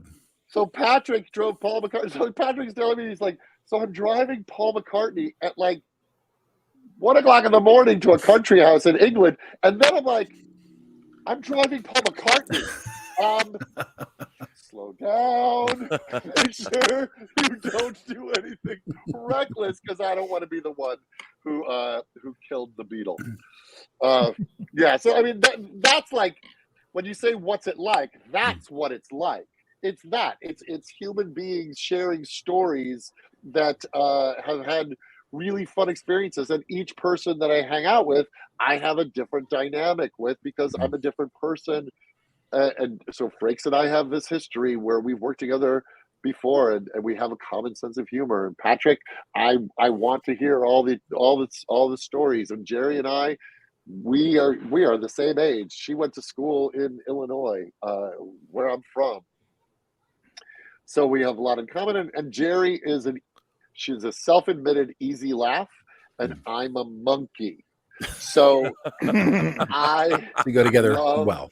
Making Jerry laugh, because her laugh echoes throughout the soundstage. Awesome. So that's, when you say what it's like, that's literally physically what it's like. Emotionally, it was great. Thank you for asking. Thank you for asking the question better than I did and giving us such a great answer. But you know what I mean, like, because I mean, look, and you're not the first to ask it. That is a very common question. What's it like to hang out with these legacies? And the only way I can give you a better answer is to give you examples of what it was like, not how I was feeling. Yeah, good point. You know what I mean? I have one for you, Captain Shaw. I mean, Todd. From Adam Van Garrison, he says, as a lifelong fan of Geordi, thank you for the amazing Grease Monkey fanboy scene with LeVar Burton. It was both funny and heartwarming. So my question, just to tack onto that, Adam, is, and I'm gonna use your example. Are there any stories you could tell us? Were you able to hang out with LeVar Burton at all on set? Yeah. So you spend more time off screen than you do on, right? So we are all seated in the back row, and LeVar has a great podcast where he reads short stories. And so we would talk about that, and I had to drive to work every day. So I'm like, he turned me on to this podcast where he reads these stories. And so we would talk about the story that I was listening to that he was reading there. And Mika, his daughter, is a big Dungeons and Dragons player. She's actually coming over this week to play D&D with me. Oh, cool. And Terry. Yeah. And actually Bonnie Gordon, who is the voice of the computer on Prodigy. So we're having a little mini Trek reunion here around my game table. So yeah, LeVar. Look, I've been watching LeVar. My mom showed my sister and I Roots when it first came out. So I have LeVar Burton has been on my radar since I was a young child. I don't remember what year that came out, but since then. Yeah, but prior to reading Rainbow, I was aware of LeVar and have been a fan of his work. My wife is like, at the premiere, she just goes, "He's so hot." so I had to disclose that to him. I'm like, just so you know, my wife, you give her the feels. But he's everything you think he is. He's kind, he's generous, he's funny. Smart, all of the meaning say somebody's smart, people are smart. He's so well read, and he loves story, and he loves fiction, and so I love chatting with him about those things. Yeah. Well, we might as well throw a Gates in there while we've done LeVar, so we don't want to leave her out because I know she watches too. What was it like spending time with Gates? Yeah. So Gates, also, Gates was so sweet because when she introduced herself to me, she had already been watching 12 Monkeys. So she's a big sci-fi nerd. Like, she loves good TV, and 12 Monkeys is it. So she's like, I love your character. I love Deacon. And so she was so sweet. What a great way to meet somebody that I've been watching forever, to tell them that they like, them tell you that they like your work. It's like, oh God, you disarmed. She choreographed Labyrinth. Yeah, Labyrinth. Yeah. And so when I... Oh, no, go ahead. Sorry. Well, no, again, when we were working on, I interviewed her twice when we were doing the Blu-rays for TNG, and it was pretty funny. She was absolutely delightful. I love her. And the second time, so these were long interview sessions, and the second time I was doing them at CBS Television City, I had been perhaps maybe drinking too much between the first interview and the second interview.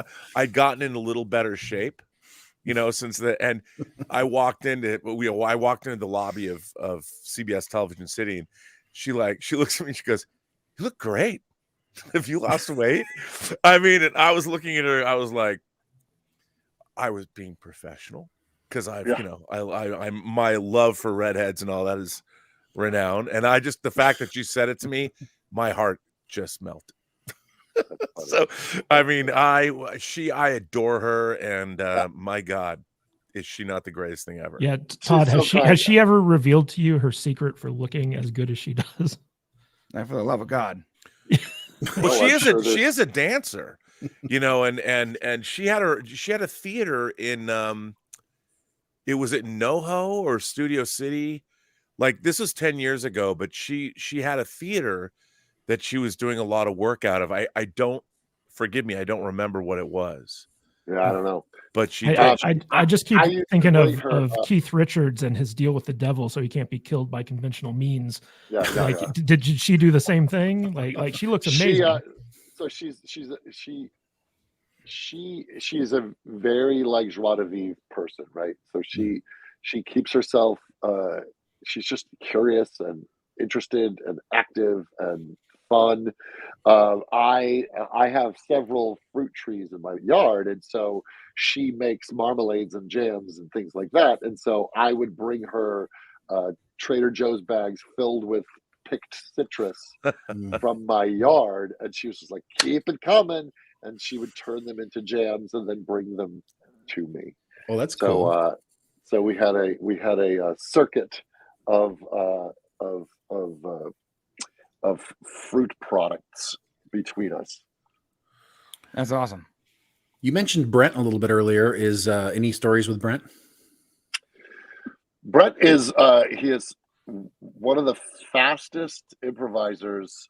His mind is so quick, and one of my favorite things with a person, when you click with a person, is the ability to roll into a bit. And no one rolls into a bit more stealthy than Brent. He so we were on the cruise together, and we would have lots of meals together, and you spend time, and I just love hanging out with him because he's just so much fun to riff with. Like Jerry is fun to hang out with. She's just so fun and ebullient and laughs and laughs and laughs. Brett will go into a bit with me, and so we will stay and we will improvise together just over food, and That's cool. that makes me so happy. Yeah, he was at questions. I'll let you go do the question, but he was at lunch with Terry earlier today, him and Jonathan, and they actually put out. Did you see that video? Yeah. No. Yeah. Sorry if they didn't call you, but he put out a video where I guess Brent said his Twitter was hacked, and it's like a 2-minute video. It's hilarious. It's on Twitter out there, and you get to see Jonathan Frakes give us the live long and prosper sign at the end of it. So you'll have to ask him about what happened there. So yeah. All right, I got a statement and a couple questions for you, Todd.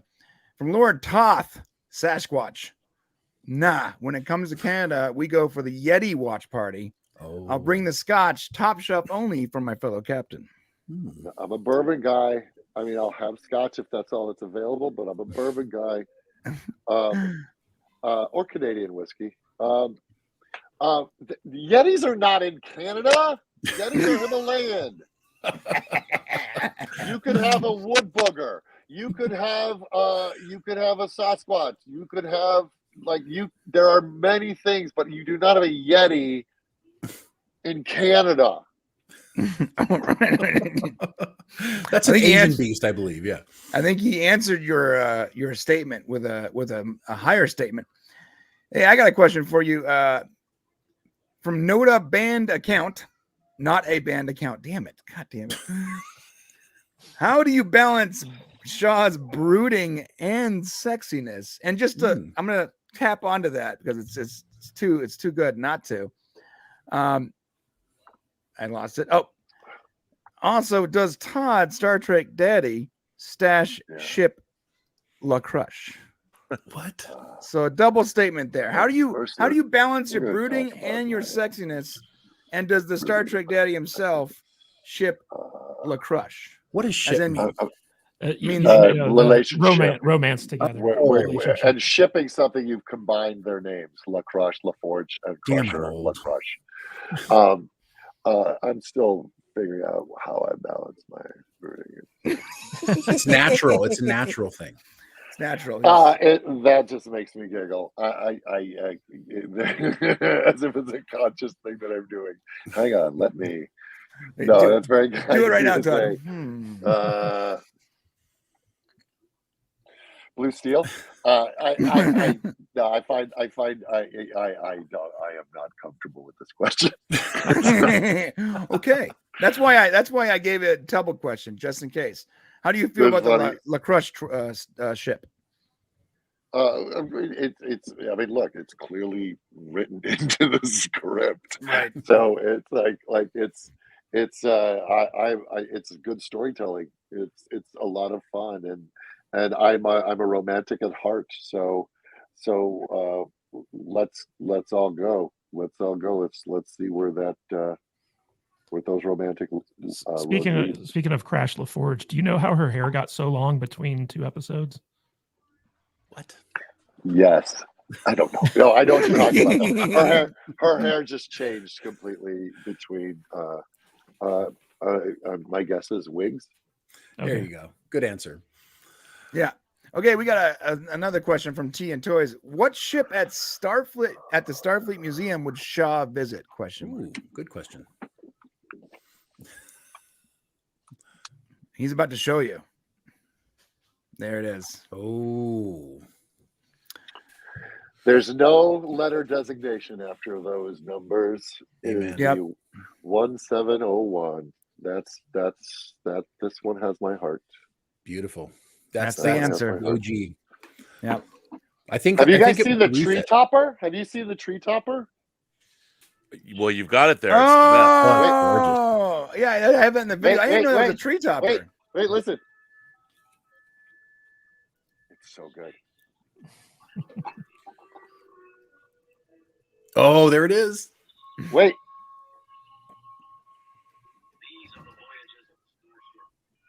Come on! That's a I crazy was tree denied that, by the way, this year. It gets better. That's a very pricey piece, and I My wanted it. wife got this for me. She just walked in. Come say hi, Shuey. Your wife is a Nice. good Wait. woman to buy that. God bless you. I know we're breaking all kinds of copyright right now. Let 'em come after us. Demonetized. Yes. topper. They can come after us. No, better. this is fair use, bro. Yeah, it's fair use. good, It's right? Fair commentary. use. Come on. It's so good. Todd, is have you ever fiction. gotten to meet William Shatner? I worked with him on Shit My Dad Says. Yeah, he was on Shit My Dad. So Said. it You, answers you your did question. you did 2 Yes. episodes, right? I did. Yeah. I did. So And then so we get on the ship and we share the same con booking agent, Gary Hassan. And Gary's like, Todd, have you met Bill? And Bill goes, oh, very, very nice to meet you, Todd. And I go, oh, we actually worked together. He goes, we did? I go, yes. I go, on Shit My Dad Says. And he goes, very nice to meet you, Todd. That's Bill. Speaking of That that, is Todd, Bill. from Sean Hughes for 499, who is Captain Shaw's favorite captain? Mm. Captain Shaw. Yeah, that's the answer. That's the I answer. actually I could have answered that. Who's Todd Stashwick's favorite captain? Kirk. Yeah. Yeah, I mean, yeah, he was my first. Like when I think of the work that, and look, they're all great. Like I think what Anson is doing is great. I loved Soneqa's performance. I love. It is a very well cast series, all of it. Like Picard is fantastic. Like they're great. Janeway's fantastic. I left out Bacala and Cisco. Like it's a really well cast show. But Kirk is my favorite. Just when I think of the work that he did in Wrath of Khan, and I'm like, he's so talented. He's so talented, and he can wring so much out of a moment, and his mind is so awake, and he's funny, and he has gravitas. I love William Shatner's work as Captain Kirk. Cost without pants down. I love William Shatner's work, and again, and in the films, I especially love his work. Excellent. Great answer. He's my favorite too. I think everybody's here is favorite. Target. Oh, so good. So good. He's Rob's favorite, I know. Oh, yeah. Yeah. We got a super chat from Andre Benson. Again, thank you, Like Andre. a poor marksman. Oh, For Todd, you said Terry would listen to you if you had an idea on something. Did you and the cast have any ideas for this season you brought up to Terry? of course, I actually listed one, which was the it's been a weird week. That was I pitched that line to him, and it's funny.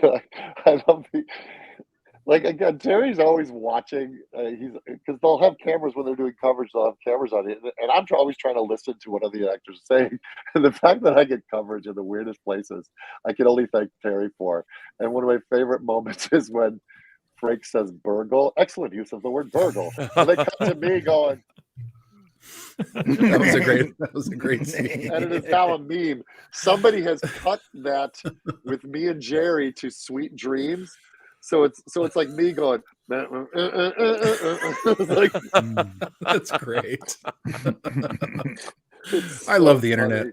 Well, that's the It's beautiful so thing. funny. It's the associations people make. That's the beginning of a great meme. And you never funny. know what free associations will do to people. Yeah, like So dipshit from funny. Chicago. Right? Dipshit from Dipshit from Chicago has yeah. become a thing now I'm a forever. dipshit from California. And who would have thought that would be something associated with Star Trek? Right.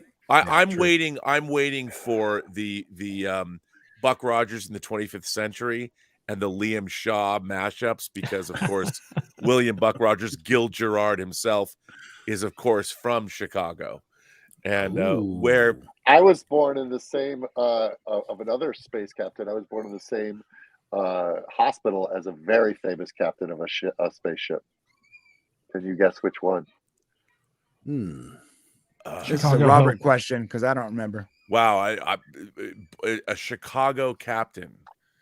Nope. I was born in the same hospital as another captain of a famous starship. Oh, the same hospital. Yeah. If anybody in the quotes can answer, That's a good one. Well, that is a good one. You get a nod. Wow.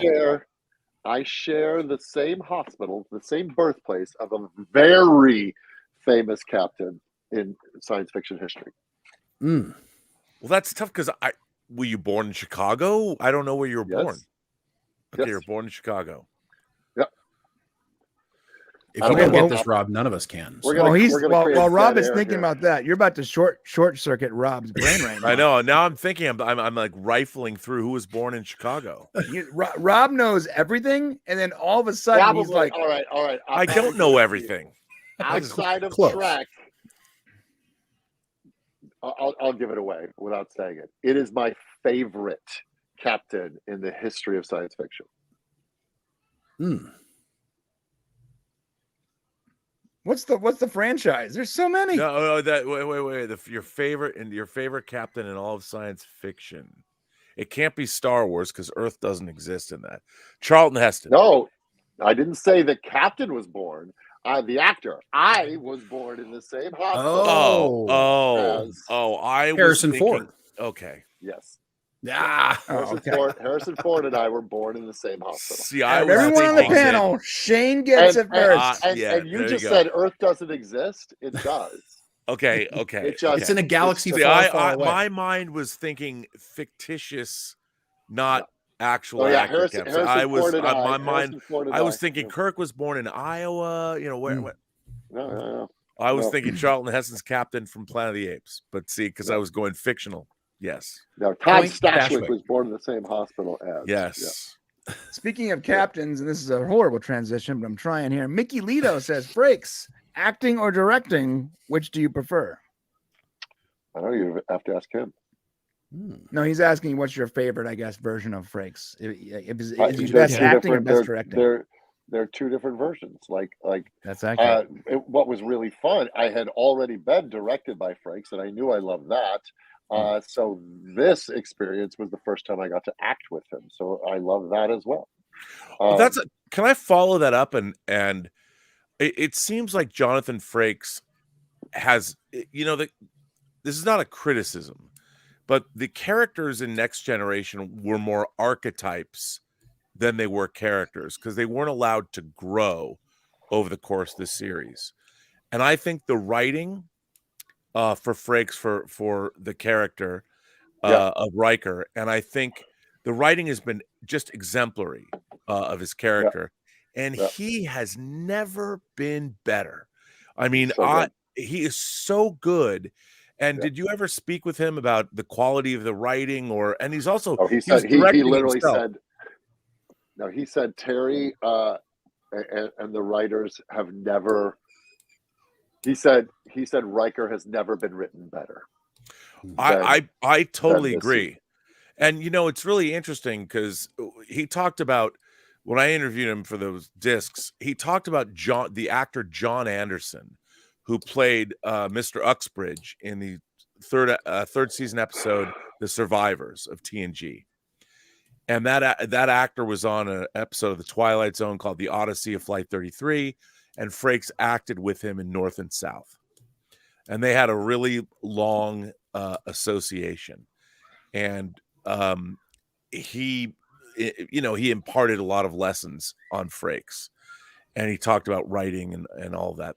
But I see, like, that actor John Anderson in that one episode of Next Generation was so good. And when I see the writing and I see Frakes sort of channeling what I look at what he's done, it's amazing. Not that he never had it in him, but an actor is only as good as the writing he's given. 100%. And you know, and I've gone on to say this because people have been so kind and complimentary about the Wolf 359 monologue. I didn't write it, and I didn't edit it. I didn't light it. I didn't direct it.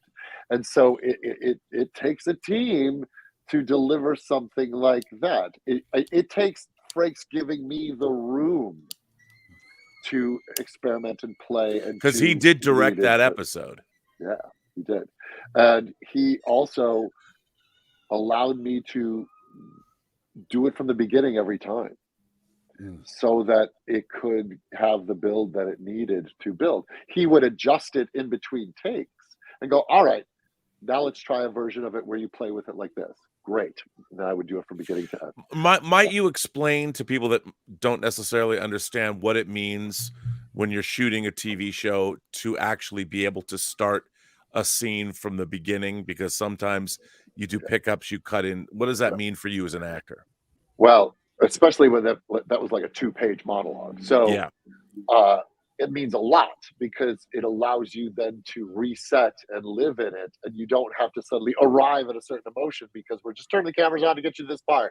We're just going to get this part.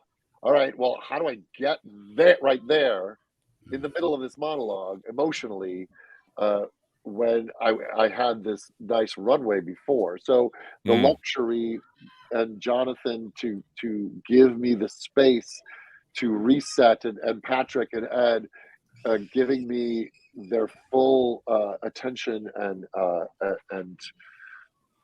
patience. It's a rare gift, and to have something written the way that was written, just in television, that just doesn't happen often, especially with a guest star. Yeah, like I'm just not part of the regular cast. Like they were there. Like the fact that in a show called Picard, and I'm in the scene with Patrick Stewart, and they gave that to me, like, oh my gosh. Yeah. It felt like a movie. It does, and so does all of Picard season 3. It really does, as Terry's described it, a 10-hour movie. Essentially, it feels that way. Yeah. So, Brian, do we have any more questions? Yes, we do. Sorry. From Kai L. Wong. You have 5 minutes? I got about 5 minutes. Okay. All right. I'm going to try to burn through the questions here. Weird thing to say, but would like to see Todd as a doctor in Doctor Who. Yep. What other sci-fi franchises would you like to do? I was up for Gaius Baltar, and I passed on the audition. I went into the initial audition. They're like, they want to test you for Gaius Baltar. And I was like, I just want to stay home and do sitcoms. I've got a 4-year-old child. I just want to be in LA and do sitcoms. And then it turned out to be my favorite sci-fi show of the decade.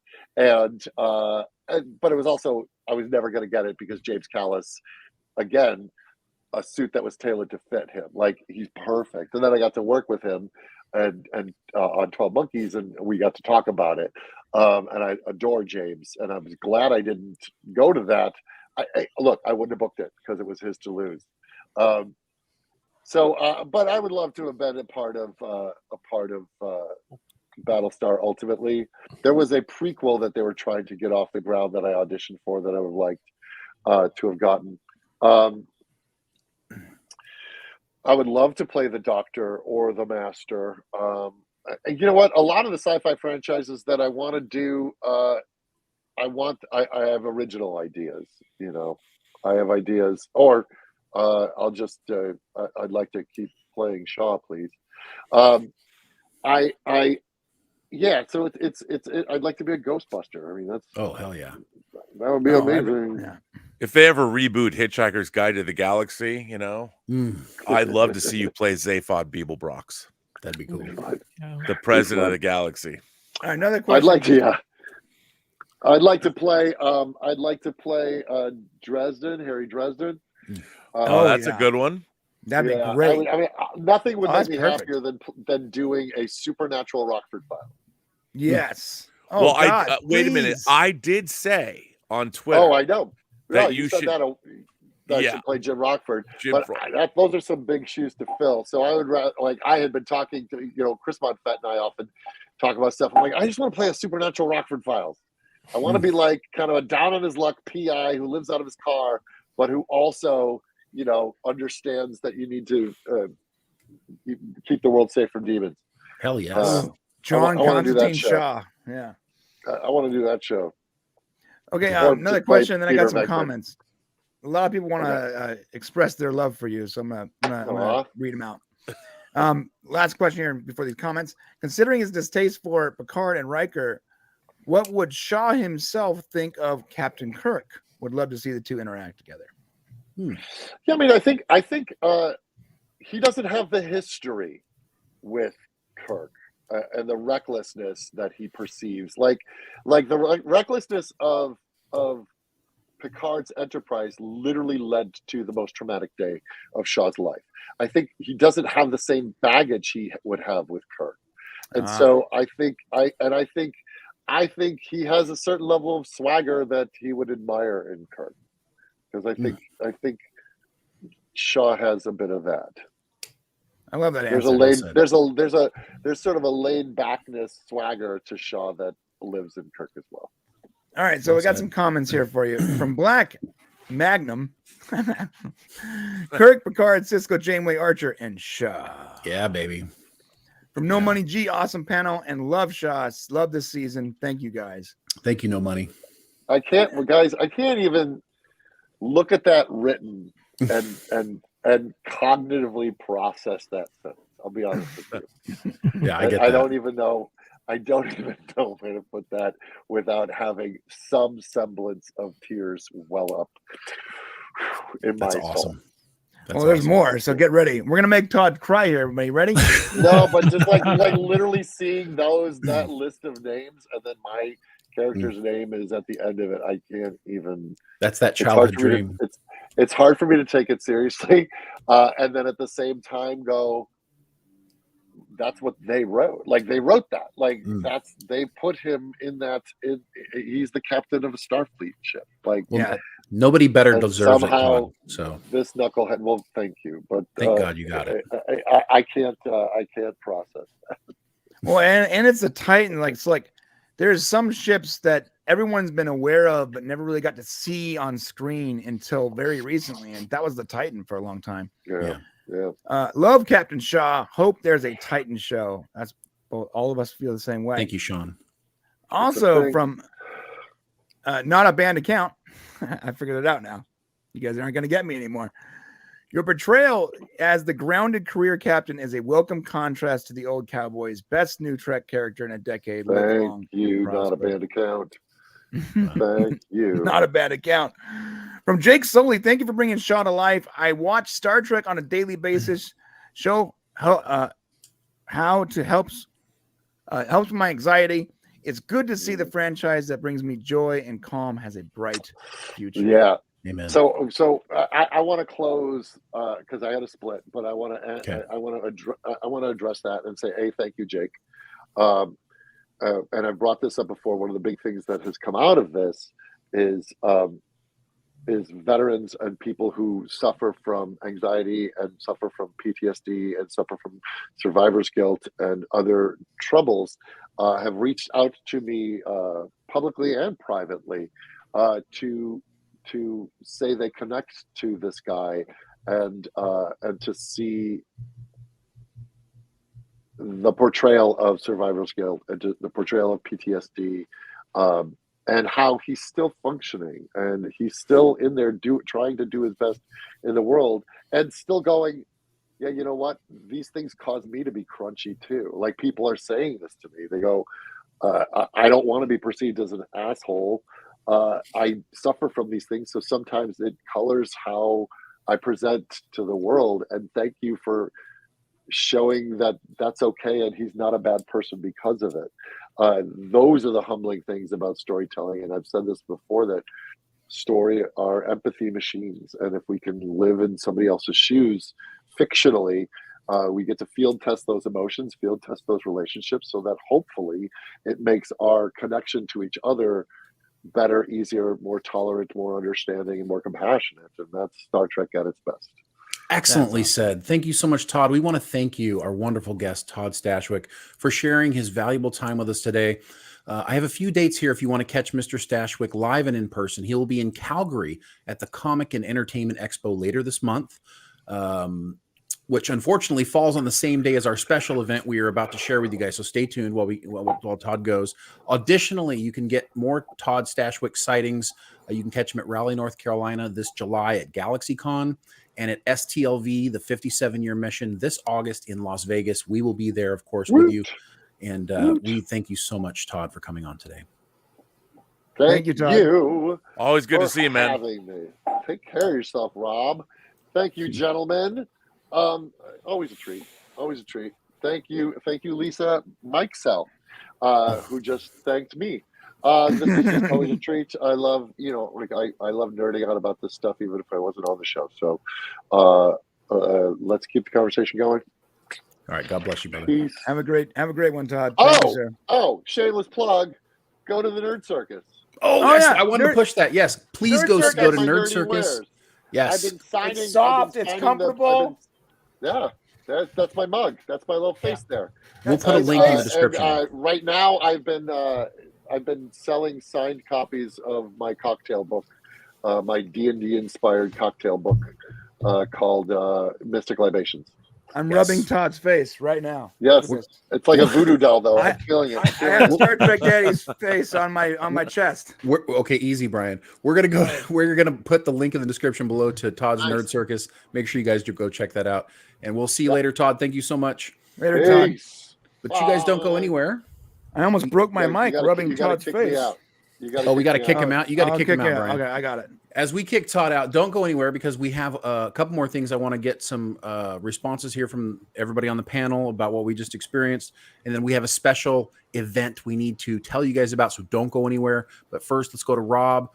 Rob, tell us what you think of, up till Picard season 3 at this point, including Captain Shaw stuff. Just give us your impression of how the season's been going with only 3 more episodes left. Well, I mean, look, it's for me personally, I have loved this whole season. And, I think that it has a lot to say about what it means. Here's what I love. So I've talked a lot about the fact that I love when you get movies. I don't know if we talked about it here, but The Hustler, the movie The Hustler with Paul Newman that was made in the 60s. Jackie Gleason. With Jackie Gleason, Fast Eddie Felsen. There's even a Twilight Zone episode that's kind of like that. In the mid-'80s, they made another movie called The Color of Money that Martin Scorsese directed, that Paul Newman comes back and reprises his role as Fast Eddie Felsen. Both of those books were written by Walter Tevis. And Tom Cruise was famously in Color of Money. And I love stories about people that were at one place in their lives, and then you catch up with them, and they're at another place. And as I've said, as much as I like TNG, and as much as I spent 3 years of my life documenting the series and interviewing everybody that was involved, which you can see on the Blu-rays, I really love what everyone has done that has created this show, because life has happened to our characters. And the thing that I love about Picard season 3 is, and I said it earlier, the Next Generation, as much as I love the characters, they were pretty much written as archetypes. They were not, TV was in a different place. They weren't allowed to grow and change. Picard, after his experience with the Borg and Locutus, you had an episode like Family. But other than one other episode, after his experience in the Inner Light, he just goes on and becomes Picard again, even though he lived 50 plus years on an alien planet. Right. Yep. What I really do love, and what I think the great joy of this season for me has been, is to see these characters as fully developed people. And I go back to episode 4, where Riker is talking about the death of his son. and how he fled his own family because the darkness, the grief that consumed him, he couldn't get over it. Well, I've met people like that. I've known friends that have lost children, and it's horrible.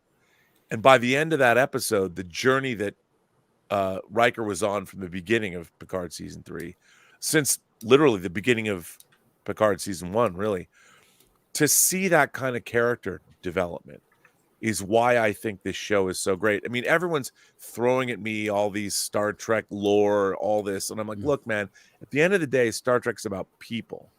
And I think the great strength of this season is, and Liam Shaw's character is an example of that. We've never seen a character quite like him in Star Trek history. And I think that's the joy that I've had, is to see these characters and the journey that they're on. Even Vadic. And when you find out her backstory, I sympathize. And everyone's like, well, this is the Starfleet would never do this. But they were facing an extinction level threat from the Delta Quadrant. How do people that work in a utopian society deal with an existential threat? You know, and I can live with it. I can live with it. Right. What we saw was an extension of that. And a lot of people can say, I mean, people want to talk about Star Trek in terms of absolutes. And that has always been a problem. As a Star Trek novel reader myself, I'm sorry, I'm yammering on. No. But it's nice to see how the Star Trek universe, in terms of characters and people and understanding, how it's been deepened by this season of Picard. Yeah, I think really well said. And a lot of the disconnect, because there's a lot of people who say, well, I don't get it. You know, why do you guys say this is so great? And I think part of the problem is that for people like us who grew up watching the show and fell in love with the characters in a way that's, you know, it's hard to explain. Now that we're older and we've had these experiences that these characters are also having and have had, it's like a second, it's like it's in our soul at this point. Yeah. And it's hard to explain. I literally grew up with Star Trek in the sense that there was the original series when I first started watching. There was the animated series. When I was 12 years old, Star Trek the Motion Picture came out. And I saw, people forget the fact that they hired all of the same actors to come back from the essentially a failed TV show and put them in, at the time, the most expensive movie ever made. For me, it was like, these are the people I loved. They were my favorite fictional characters. And then I got to see them in the motion picture as I was on the cusp of being a teenager. And then those movies, they went into middle age as I began my young adulthood. Yeah. And then Next Generation started when I was in college. So as I have grown my whole life, Star Trek grew with me until Star Trek 2009. When they went back. Yeah. So for my lifetime, from the time 1972 to 2009, Star Trek went forward, grew, evolved, and then it went back and it tried to tell me that my own life, what I knew about these characters, was dumber than I remember. Modern Star Trek went back. Discovery, prequel, Strange New Worlds, the Vegas showgirl version of Star Trek, a prequel. None of that's real. It hasn't been till Picard season 3 I felt that what I was watching was an extension of the universe that I've been watching since I was 5. And you're right. This is the first time it's extended. So I want to get, Matt, your take too. But first, I want to make this special announcement to you guys while I have you all here. We have something to announce that's going to be just fantastic. We are actually planning a special private Star Trek Picard season 3 event that you can attend and is being hosted jointly by us, the Popcast, Matt Kadish here, as well as the rest of the team at the Salty Nerd Podcast. And it's going to be taking place on Tuesday, April 25th from noon to 11 p.m. Okay, we're going to be hosting a viewing party at a luxurious Las Vegas dinner theater, and we'll be showing all 10 episodes of Star Trek Picard Season 3 on the big screen. This may be the only time this ever happens. So if you can get there, you don't want to miss out. As of now, special guests include showrunner Terry Matalas, co-executive producer Christopher Monfett, and co-producer Matt Okumura, as well as possibly some of the actors from the show, which we haven't sorted out yet. Todd wanted to come. He was here with us earlier, but he already has that commitment at a convention elsewhere later on this month. It's called the 10 Forward Festival. It's a one-day event and will include some cool swag, a Q&A from some of the creators, as well as more. If you want to attend this event, visit 10forwardfest.com for details and how to get tickets. We really hope we see you all. 10, the number's 10. Oh, it's 10. Sorry. 10forwardfest.com. And we'll have that link in the description below for you. But guess who else is going to be there? Robert Meyer Burnett's going to be there, right? Gary from Nerdrotic's going to be there. We're going to have it's going to be a wonderful event. So we hope you guys can I'm going to be there. Well, you're a we. Like me and you are we. So sorry. Yeah, but tickets are limited. We're only selling like a certain amount of tickets. So as soon as they're gone, we have to cut off selling them. So it's going to be a private event at a luxury theater. It's going to be all day long. It's going to be awesome. Like we in Vegas go to this theater all the time. The seats are really wonderful. The screen is great. They're going to roll out the red carpet for us. So we're excited about it. I can't imagine anybody else ever doing this again. I think it's going to be the only time you're ever going to get to see, an entire season in the theater. So I really hope and what day is it? It's April 25th. It's Tuesday. It's Tuesday, April 25th, and Yes. then the next day is Gary's meetup out here in Las Vegas. So it's also, well, everybody should just be looking out for April 19th. Yeah, I don't know why. It's after the finale. Just if you're a Star Trek fan, just keep your radar. If you're looking for something to do. Okay. April 19th. That is the last day. That is the final episode of Star Trek Picard season 3. That's when it comes out, right? Yeah, well, it comes out that midnight. April 19th is Wednesday. Who knows? I mean, might happen. But how many times do you get to sit and watch an entire season of a TV show with the people who made that TV show? That's true. Yeah. So you're going to want to come out for that. And on the big screen. Like that's we're not just watching it in some guy's living room. We're going to watch it together. Not that we've done that. Not that we've done that. Well said, Robert. No one's saying that. I'm just saying we're going to watch it in a movie theater on a giant screen. And by the way, you guys are there. You know what it looks like because we saw the first 2 episodes in the Chinese theater. At the man. Yes, and that was gorgeous. What's funny is I remember turning to you and being like, I was with you. I was right next to you. I'm like, yeah, Robert, this is so much different than what it was when we first saw it. Yeah, I mean, it's spectacular, wouldn't it? I got to tell you, I mean, if you ever might have had the opportunity, Terry Matalas directed the last 2 episodes, and I'm just saying, if there was ever a time to see modern Star Trek in a movie theater, if there was ever an opportunity presented to you to perhaps see maybe those, I don't know, last 2 episodes, maybe the last episode, I don't know. If you could do that, you should look out for an opportunity like that if it were to arise. I love you guys, so much. and I love that you said that. This theater, it is a luxury theater, so it serves alcohol, it serves gourmet food. They got the really nice reclining seats with the tables attached to them. We're going to have a table set up so people will be doing live streaming and Q&A in between episodes. It's going to be a really cool little event, and it lasts all day long, 10 full hours, the entire span of season 3 of Picard. And it's going to be special. The tickets are basically $75 for the day.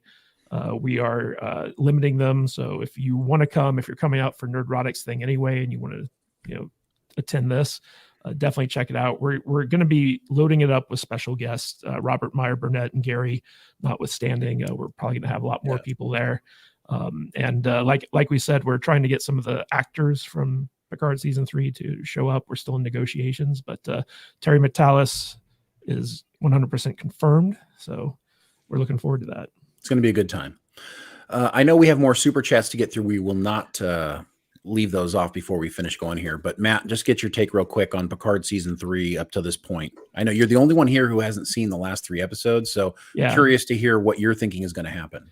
I'm also the only one here who went into the season like without having seen the whole thing, and so Mhm. like I was still on the fence because I'd been tricked before by seasons 1 and 2. I'm aware you threatened my life. Yes, I- exactly.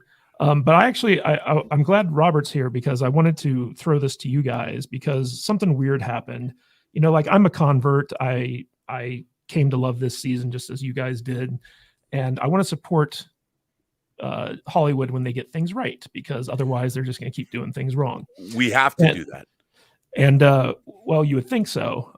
But a weird thing happened when they announced the Star Trek Academy series, where basically you had this big outcry on social media where people were like, it's because of you people supporting Star Trek Picard season 3 Oh, that I got that too. that we're getting more Kurtzman, and it's your fault, and this is what you get for supporting Picard season 3. And so I wanted to ask you guys, what do you think of that in particular, where we're supporting good Star Trek and then people get mad at us for supporting good Star Trek? Can I? Yeah, Rob, you get that. Okay. This series was announced in February of 2022 in the trades. Yeah, come on. You can go back and you can find that this show has been in development for a very long time. And if you want to even go back further, it was Harv Bennett's idea to do this back post Star Trek V, The Final Frontier in 1989. Man. There has been Starfleet Academy comics. There has been young adult books. This has been something that's been talked about for over 30 years, which is typical for modern Star Trek. Let's just take something that's been done before and do it again. I did a whole live stream about this. I'm not a fan of this, especially in the 31st century, the Discovery future. And the idea of doing a show set in the high school or college age is as old as entertainment. At the beginning of my live stream, I showed a clip from The Paper Chase, which not a lot of people will remember. Great movie. But it's a fantastic film, and it was later turned into a TV series. Mm-hmm. And look, I've often said that Friday Night Lights, the TV series, was I love this show. It's one of my favorite TV shows of all time. It's kind of like Star Trek. If someone made a high school football TV series about football or Star Trek, it would have the sentiment and the humanity of Friday Night Lights. But Robert, what do you think about the idea that if you support Picard season 3, you're supporting Alex Kurtzman and keeping him around longer? First of all, his contract is through 2026. Right. And he, rightly or wrongly, he has been working on Star Trek since Star Trek 09. He co-wrote that with Bob Orsi. So this idea that we look, the people that own these things, I mean, if you go above Bob Orsi, or Alex Kurtzman, it's owned by Paramount CBS or the new CBS Viacom, whatever the new combined company is. They own it. Alex Kurtzman's company, Secret Hideout, we are not going to affect change by supporting something that's good. What we can do is we can have Alex Kurtzman go, look at what a creator like Terry Matalas can do when let off the chain and he gets to create whatever he wants, and I support him. What Star Trek needs is new creators. Alex Kurtzman can control the franchise all he wants. He had nothing to do with Picard season 3. While Terry was doing that, he specifically went off and did his own show, The Man Who Fell to Earth. And I have to say, if you haven't seen, I just got the original Nicholas Roeg movie in on 4K Steelbook. And I would say this, in Alex Kurtzman's defense, The Man Who Fell to Earth series that he did himself, that was his passion project, which is actually pretty good. Chiwetel Ejiofor stars. It's got some great stuff in it. Because Alex Kurtzman went off to follow his bliss, his passion, Terry was able to come in and create a new season of Star Trek that's his. Yes. I would say what we want, and they have the showrunner, unfortunately, of Starfleet Academy is the same showrunner that is on Nancy Drew. Now, full disclosure, my friend Aaron Cummings is on the new season of Nancy Drew, and I'm sure that they're very good at doing what they're doing. But again, is Nancy Drew, is that show the show that leads you to believe that they can make a Starfleet Academy series? I don't know. Yeah, that's but a good point. I would say this. What we want are great creators making great Star Trek. The entertainment business works in a way that you're not going to get rid of Alex Kurtzman. His company has a contract through 2026. But remember, he hired Terry and allowed Terry to do what we want. Is I have no problem with Alex Kurtzman running the Star Trek franchise if more creators like Terry Matalas, who love and are dedicated to making great Star Trek, are given an opportunity to do so. Yeah. And that's my position on that. That's how Hollywood works. I mean, the thing is, everyone thinks that, what, if Alex Kurtzman's gone, suddenly Star Trek's going to get great? The problem is the same. We need great creators, great writers, great visionaries, people that understand Star Trek to make Star Trek. I don't care who controls the franchise. It doesn't matter who controls the franchise ultimately. If you don't have showrunners who understand it, and this is the thing about Noga Landau, who's the co-showrunner of Starfleet Academy, you know, if she comes in and she says, look, you know, I need to embrace what makes Star Trek good. I need to make sure it has Star Trek heart. And I need to make sure that we're following canon, you know, even if it is gauged at a younger audience, there's still a chance that it can be something good. Now, there's not a good track record, but we'll have to wait and see what she does. Ultimately, we have to remember that whatever Alex Kurtzman decides to do, even if he does get replaced, there's no guarantee he's replaced with somebody else that loves Star Trek. Well, I also want to point out that Alex Kurtzman, during his entire tenure as like the godfather of Star Trek, he's never reached out to the community like Terry Matalas has. Like, if you look at all the bad will Terry came into season 3 with, oh my God, he actually took the time and effort to show up on people's YouTube channels to respond to people's critical tweets. He didn't have to do any of that. He could have stayed radio silent. He could have stayed, like, you know, removed from everything and just let the work speak for itself. But these are people who care so much about the material that they were willing to reach out to their harshest critics and be like, hey, we heard you, but we want you to know that, like, we've been listening and here's the proof. And there was no one more critical about it than Robert and Gary. And yet they're now fully on board the Matalas train. And it's not just because the show was good. It's because the makers of this show took the time and effort to reach out to the community and let them know that they were listening to them. Can I add to that? Yeah, go ahead. I have friends that I thought trusted and loved me, threatened my life when I said that it was good. I said it's good. And they're like, you, man. No. What we did was we were like, if you're lying, if you're shilling, we will hunt you down. Jeez. But that's how much baggage it had, though, right? I couldn't even convince people that liked me that it was good. Even today on Twitter, this guy was coming after me, accusing me. He's like, would you say that you were not promised a job or promised money? And I'm like, first of all, that's not how the entertainment business works. But I mean, I would be the first person to say, even if Terry Matalas came to me tomorrow and offered me a job, I want you to work in the writer's room. Here's what I would say to him. That's very flattering. I've never worked in a writer's room. If WGA TV writers, that, by the way, I would hand pick if I was given, I would say, Terry, I will put together a writer's room for you, but I can't be in it. I've never done that before. Right. And while I could step up, I wouldn't do that to the people that have been in writers' rooms, some of them for decades. I could hand pick what I think would be the greatest Star Trek writers' room ever made.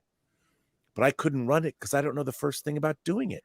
Right. I know who I think are great genre writers, who I think would be great, but I'm not going to presume to get into a room and tell WGA writers who've been working for years and years how to do their jobs. Yeah. You know, I could be a consultant. I could definitely be a story consultant, but no one's promised me a job, and people don't understand, you know, that's not how the entertainment business works. And even if somebody promised me that job, I couldn't be in a writer's room. Never done it before. Okay, so yeah, so perfect, Robert. So this is great. So let me tell you what we got out of this whole thing by being people who were able to kind of witness this early and be a word. How many subscribers do we have on this channel? 4.75K subscribers. By the way, why don't you subscribe while you're here? That'd be great. Help us out. Thanks. Listen, nothing's blowing us up. Nobody's giving us a bunch of money. We saw good Star Trek for the first time in a long time, and we fell in love with it. And because of that love, and because we want more, we came to you guys and said, listen, this is good. If you love it, please embrace it so that we can get more of it. It was selfish, actually. We did this selfishly. We want more good Star Trek. You guys have actually made enemies over this. Yeah, we've made enemies. Oh my God, I get hammered every day. People are like, and then they're picking out. What's really interesting is it's gotten to the point where people are calling me alt-right fascist because I've streamed with people that streamed with people. That have streamed with people. Right. It's like inception of you're a racist. But it's not just randos. By people it's that not like just Star Trek and hate Star Trek now. It's not just randos on Twitter though. Like people within our own community have like drawn a hard line. Right. They're like, oh, we're not going to associate with the Popcast guys anymore because they like Picard season 3. It's very bizarre to me. It's bizarre. I have the world we live in. I thought the same thing. I was like, "Oh, so you just won't talk to us now?" Huh? It's for me. Like, I don't think that I have to explain. I guess I do because I don't expect people to know my CV or anything. But it's been really interesting to me. I'm like, this is it's good television. You know, it's good television about people that have aged, people that have changed. If you take the Star Trek out of it. And think of it like the old Western, The Professionals, or you think of it like The Color of Money of Star Trek. When I've said that to people, it's like The Color of Money of Star Trek. Well, unfortunately, they haven't seen The Color of Money. The people that didn't know that there was a movie called The Hustler in the 60s where Paul Newman played the same character. So it's a lot of the people, everyone's like nitpicking about, again, while this show was going on, people keep talking about Picard being a robot or what. Look, I get it. I hated all that too. I hated all the synth stuff. It was terrible. It was terrible science fiction and terrible Star Trek. But here's the thing. Here's how I justify it. Since the first season of the original series, there have always been people delving into creating long-lasting android robotic repositories for human consciousness. And whether we saw it on camera or we can extrapolate that within the 23rd, 24th, and 25th centuries, there are many scientists around the universe that have delved into this research because everybody wants to be immortal. You know, one of the stupidest things ever in the history of Star Trek is someone said, we made you an android body that will only, we don't know how long it's going to last, but it exactly duplicates you. For me, looking back at the 3 seasons of Star Trek, you know what I would have done if I was doing Star Trek season 1? I would have reincarnated Picard in the body of Ed Spaliers. And I would have said, you are now Jean-Luc Picard, and the show Star Trek Picard can go on with Ed Spaliers. I actually thought they were going to recast him as Tom Hardy and have Tom Hardy take over the mantle of Picard going forward. Like that would have been the most logical thing to do. They could have done that, and it's funny to me because, by the way, for those of you who think I'm spilling the beans, this is not what happens at the end of Picard season 3. Ed Spaliers is Jack Crusher. He is, but if I had done a show and Patrick Stewart came back for 1 season, I would have had an awesome actor ready to go, reincarnated him and explained that this positronic body, whatever it is, you know, it is. Look, replicants in the Blade Runner universe are constructed human beings. I only do eyes, but they're still organic eyes. Right. If somebody had thought about it and made them more like replicants, that these are grown and constructed, they are human bodies. But they're not. Everyone's caught like positronic's a brain, but it's a positronic body. What is it all? I mean, I get it. I understand. I mean, you can go back to the first season of TOS, episode 7. What are little girls made of? And Kirk was basically put into an android body. So, you know, I mean, it happened, guys. I mean, it's dumb what happened to Picard, but it's not out of the realm of the universe. You guys know what's crazy about the first 2 seasons of Picard. So first season, you had a Pulitzer Prize winning novelist running the show. Second season, you had a freaking Oscar-winning screenwriter running the show. Now, both of those guys proved that they were complete morons and totally not fit for the job. But then you have a former PA or writer's assistant come on for season 3, and he freaking knocks it out of the park. And it's like, okay, you need to see, who's deserving of praise and reward that, and rightly shame the people who messed up, And I just think that it's so weird that like we're in a position here where there are people out there who praised seasons 1 and 2 of Picard, and then they're hating on us for liking season 3 of Picard. We at the Salty Nerd Podcast recently ran into an issue where we released a bad review of John Wick 4, and now we've got people who love John Wick 4 basically claiming our videos, saying that they're inappropriate, and YouTube's flagging them. And it's all because we had a different opinion on a movie. But isn't that what the world is all about right now, guys? I mean, isn't that if you're not with me, you're against me, right? Can't we all just figure out how to work together and have an opinion and then go have a beer together? How about that? Yeah. It was funny bringing up, though, the fact that there are people on both sides. You have the Never Trekkers and the people that love the new Star Trek, right? And both those camps are mad at us. Well, what you're left with is the people who want good Star Trek, that's who our audience is for anyways. But, listen, Brian, I know we got some more super chats I want to make sure we get to. I don't want to miss anybody. So if we can just grab some of those real quick and then we can talk more. Sure, man. Let's do that. All right. There's actually a bunch here. So let me start at the top. Okay, so some of the super chats I didn't read because they weren't specifically for Todd. But question Trek asked, is Star Trek Picard giving away free beer? I wish. That would be great. That's like my dream. That'd be nice Star Trek IPA. We also had a super chat from Dale Bentley. No message, just $99. Thank you, Dale. Thank you, Dale. Appreciate that. And thank you for the previous one. Yep. And Dan Candy, spoiler alert, Laura sings I'll Take You Home Again in Kathleen to the Helpless Titan crew in episode 8. I would pay good money for that. I'll take you home again, Kathleen. Just so you guys know, that's not a real spoiler. Don't get mad. No, it's from the Naked Time. We're not going to give you any Presidential Camacho! Mountain Dew Williams Herbert III! 20 hours, no message, because that is how El Presidente Camacho do. He don't need a message. He just drops the $20 and then walks away. Well, and that's what Matt's talking about. Like the world, if Idiocracy is a documentary for the future, if we don't watch out what we're doing. So I love this super chatter. He comes in like every week and just drops money and leaves with that awesome name, El Presidente Camacho. God bless you, El Presidente. Yep. Mark Croson, Rob and I can partner up and write a script called The Squatchers. Todd will have PTSD, but is hunting them after his family vanishes from one mystery. Hey, man, I'm a huge, growing up in Seattle, the Pacific Northwest, I'm all about the Sasquatches. Hey, gentlemen, I have been informed by my lady that we have had a puppy breakout. Uh-oh. This is not a euphemism. We have 8 puppies. No one, while I've been on here, she was gone, and somehow the puppies have escaped. So I need to go and gather these 8 monsters. Gather the herd. Okay. Well, God bless you. Yeah, go find those little beasts, and if you want to pop back in, we might be here a few minutes. But if not, we'll see you later. No, you know what? I'll tell you what. Then, how about this? I'll stop my cam and mute, and if I come back and get these puppies corralled, I'll come back. Okay, sounds great, brother. All right, sounds good.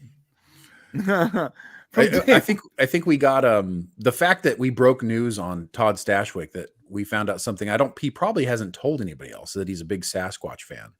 I thought that was great because I tell you, I watch those videos, and I've been obsessed with Bigfoot since I was in 3rd grade. Right, but the evidence is like freaking compelling when you watch some of these videos. You're like, oh my God, is it real? Anyways, go ahead. All right. Look, guys, we can sit here and talk about Sasquatch all day. Okay, I kind of want to. That's another stream coming up. Shaw versus the Borg, my next season pitch. Yeah, that'd be a good one. It really would be. Kenneth the Rogue asked, anyone see the Disney shareholders meeting? It was a riot and a bloodbath. No, I did not see that. I will go back and look at that, though, because I do watch shareholders meetings since I have a ridiculous amount of money in Disney, and I'm starting to regret that. But thank you so much, Kenneth.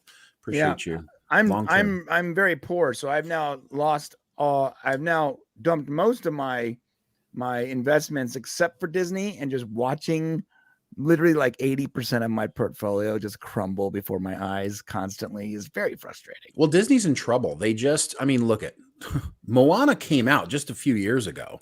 They're already now planning a live action Moana. I mean, how much they're scrambling? Like, okay, wait, our Marvel stuff. I'm wondering if their internals are telling them that Little Mermaid's going to be a wash. Right, it's going to be a wash. Oh yeah. So think about this.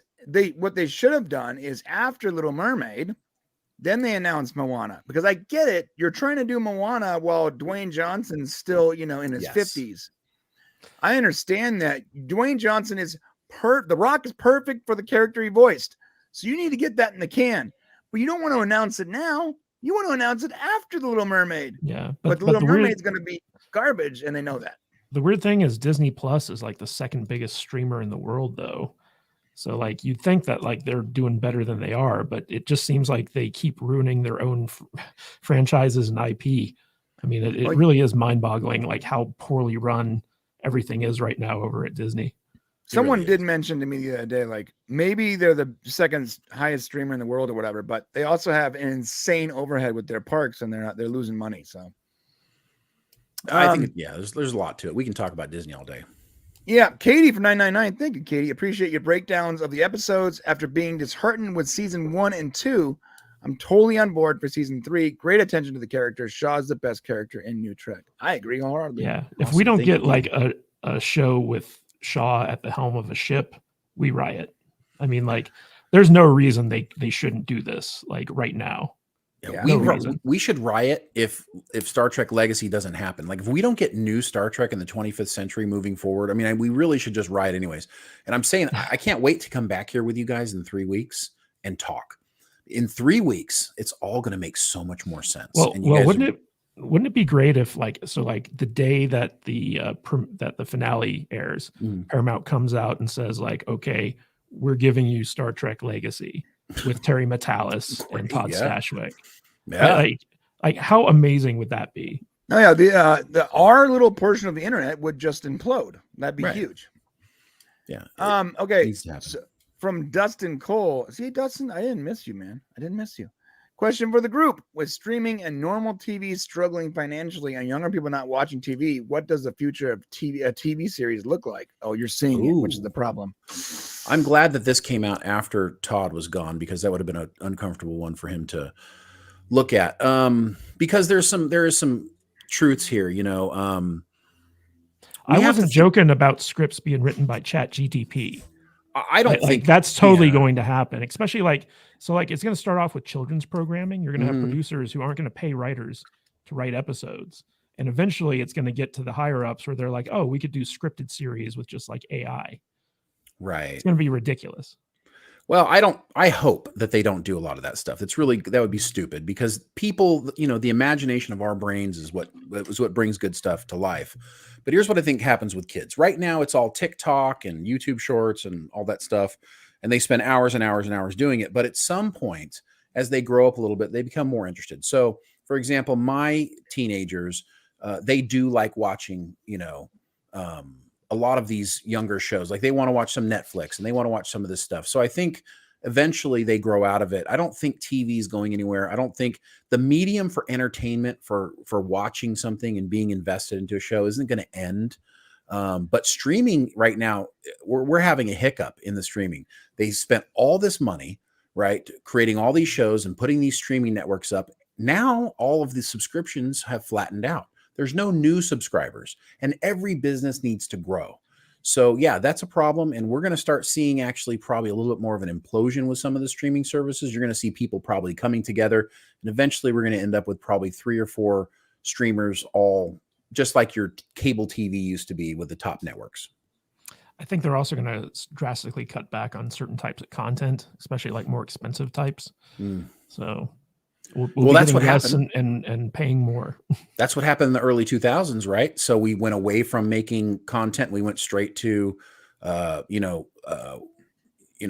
was it? TV, like The Bachelor, and like, reality TV. Reality TV became big because it was so cheap to make. So expect more of that. 100%. When Hollywood needs to save money, they start making reality TV. So I think, Matt, you were right when you said that earlier. No, that happens a lot. Like, but to be fair, last 2 cycles ago, I mean, I guess that's not fair, but 2 cycles ago, we got Survivor out of it. And that was a pretty good run for almost 15 years. So there is some good reality TV. It's just like 90% of it's horrible. So yeah, there's some good, but the creative process is gone. Reality TV doesn't allow for creativity and, for hope and for trying to look at the future. And, what happened when reality TV came around, science fiction disappeared. So we don't want that to happen. Well, yeah. And Shane and I were talking about the next, so the TV has these cycles where it goes from genre to genre to genre, trying to figure out what people want at the time. There is a chance that the next genre could be science fiction. But there's also a chance the next genre is reality TV. So, well, it's been superheroes for 15 years. So hopefully science fiction's next. Yeah, the natural progression is from superheroes into sci-fi, but hopefully.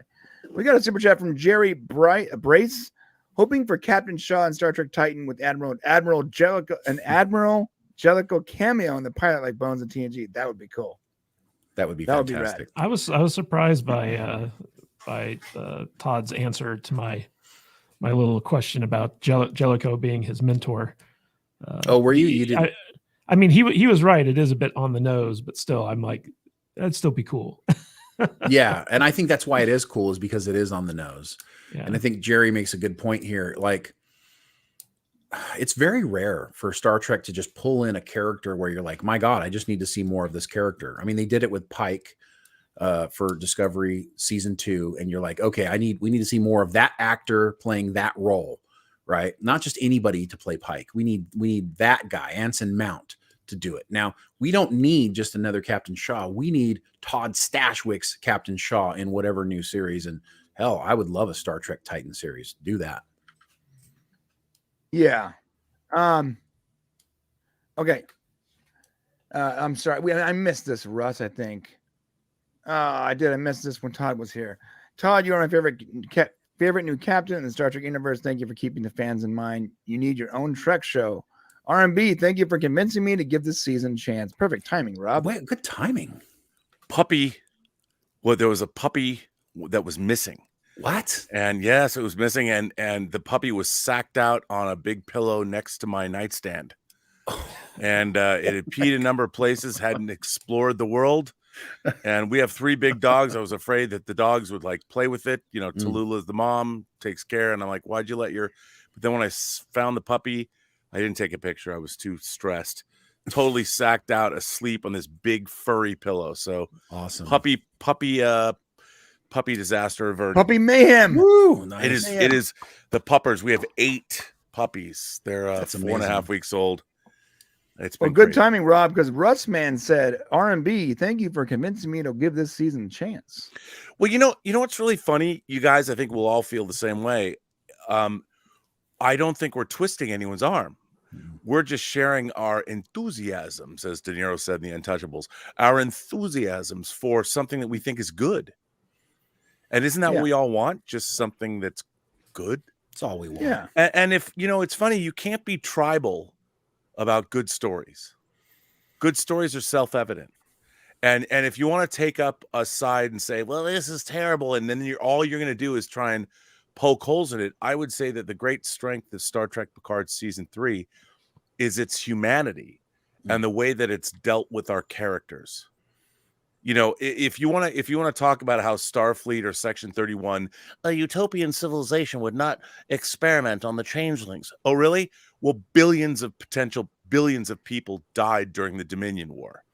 A utopian civilization has to do something. Right. They weren't expecting the Dominion to come en masse. They didn't understand that the changelings decided to get rid of all solids. They had no idea. And what happens when a utopian civilization has to deal with an extinction level event? You get space flowers. Well, yeah. I mean, but I think that that's what I find really interesting about Picard season 3 is the radicalization of this small group of changelings. We see that happen all the time on this planet. You know, Star Trek's always worked allegorically. And if you think about the fact that how many times in the Middle East has American foreign policy taken us into areas and we've messed shit up? We've gone into places, we tell people that who have never had democracy, well, here's democracy. Isn't this great? Well, they don't know what you're talking about. And you're trying to impose your view on someone else and people that have different belief systems, different ways of life. And when you show up and tell them, oh, isn't this great? And they don't know why it's great, and they don't know why you're telling them their lifestyle is bad. You know, we've seen in our world the radicalization of people only in the last 100 years.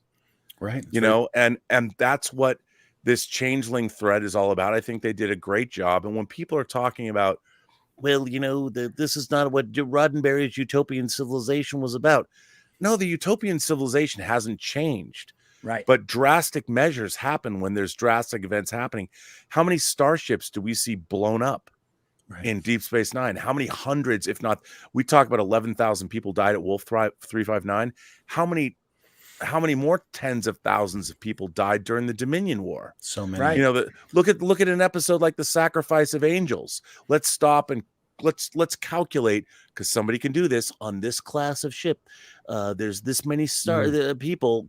How many people died in that one battle? Well, and you can't blame Picard season 3 for this anyways, because the Dominion War happened on DS9, guys. Right. So if you're complaining about the fact that Section 31 like tortured these changelings, well, guess what? Section 31 created the virus to destroy the Great Link. So come on, guys. It's not Picard season 3's fault. Okay? Which, by the way, let's go back to the 5th season of TNG and the episode I, Borg, when Picard was grappling with the fact that we can literally exterminate the Borg. We can destroy them here and now. We can send Hugh back to the collective, infect them with some nanite probe or whatever it was they were going to do, and wipe them all out.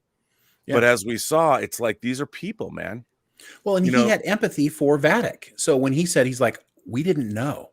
Like, you could see that's the Picard we love. The same Picard that didn't destroy the Borg, even though, God, we kind of wish he would have at some point, also had empathy for Vadic in that moment, who was trying to take his son and to kill them all. So, guys, it's the same Picard. If you're not seeing it, then you need to take off the blinders and ask yourself, why do you hate Picard season 3? If it's because you're supposed to hate everything that's being created right now, you need to really ask yourself a question. And here, what about the mystery box thing? I got to ask you guys this question.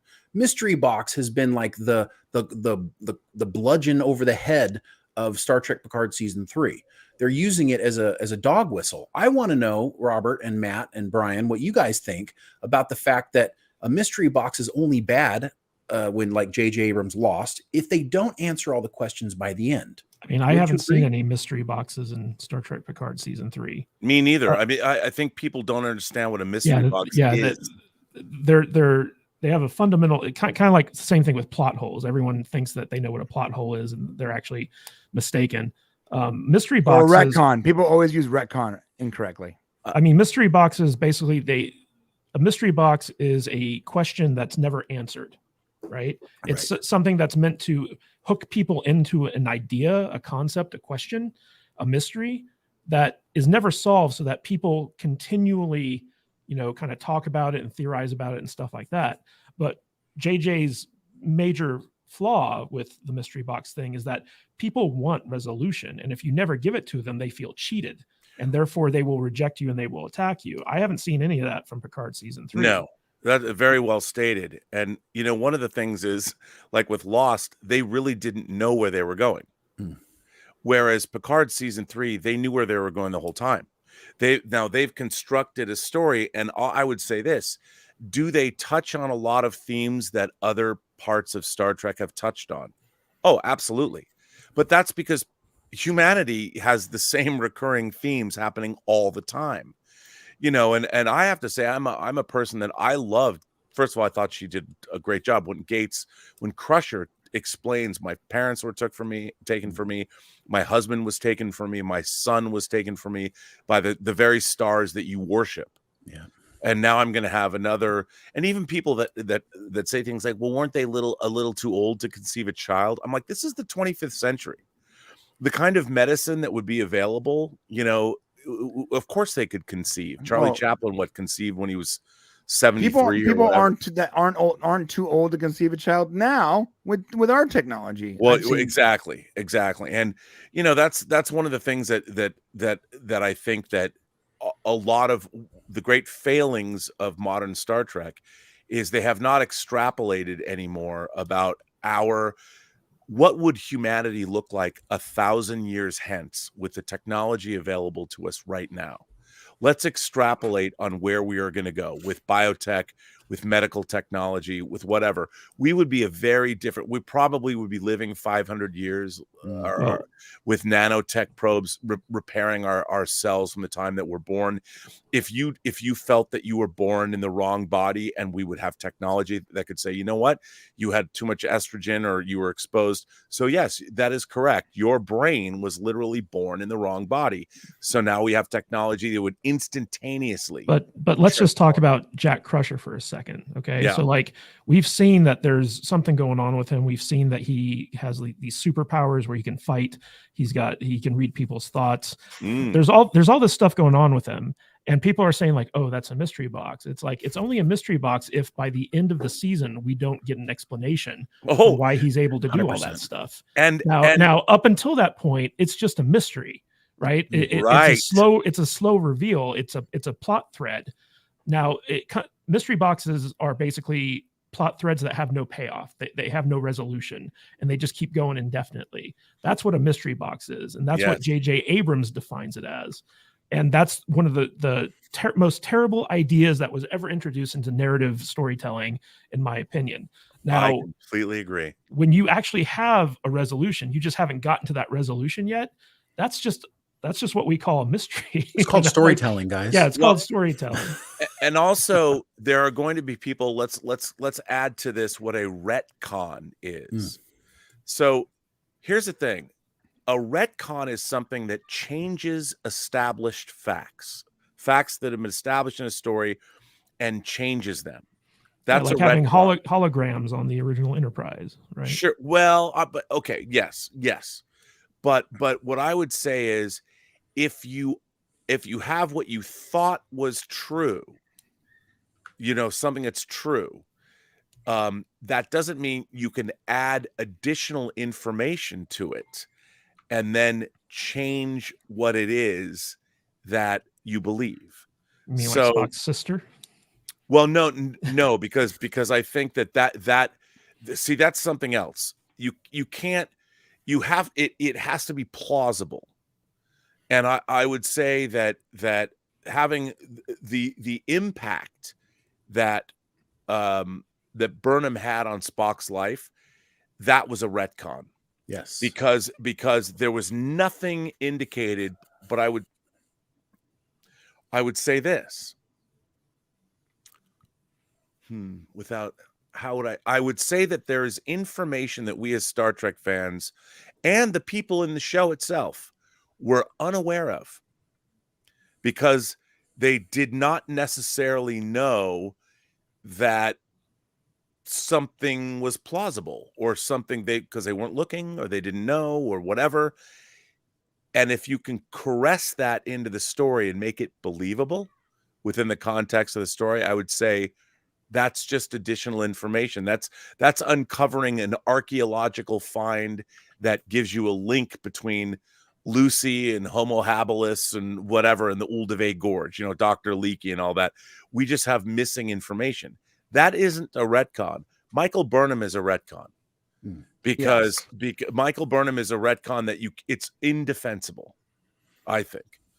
Because what you've done even worse is that you say that character of Michael Burnham then becomes so important to an already established character that character wouldn't be able to be the person they are without Michael Burnham's influence. That's right.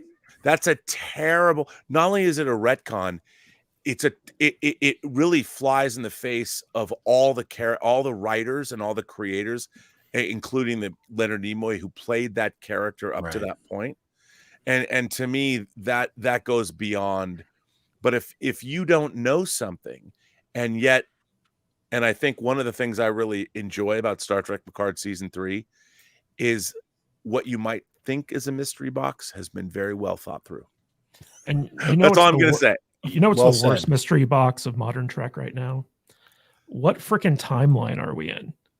Like, what timeline are all these new shows? Are they in the Kelvin timeline? Are they in the original timeline? Well, I think they think they're in the original timeline. I mean, but what I found, here's what's so frustrating. If you look at Star Trek, the original series did the brilliant thing of using the original pilot, The Cage, in the 2-part episode, The Menagerie.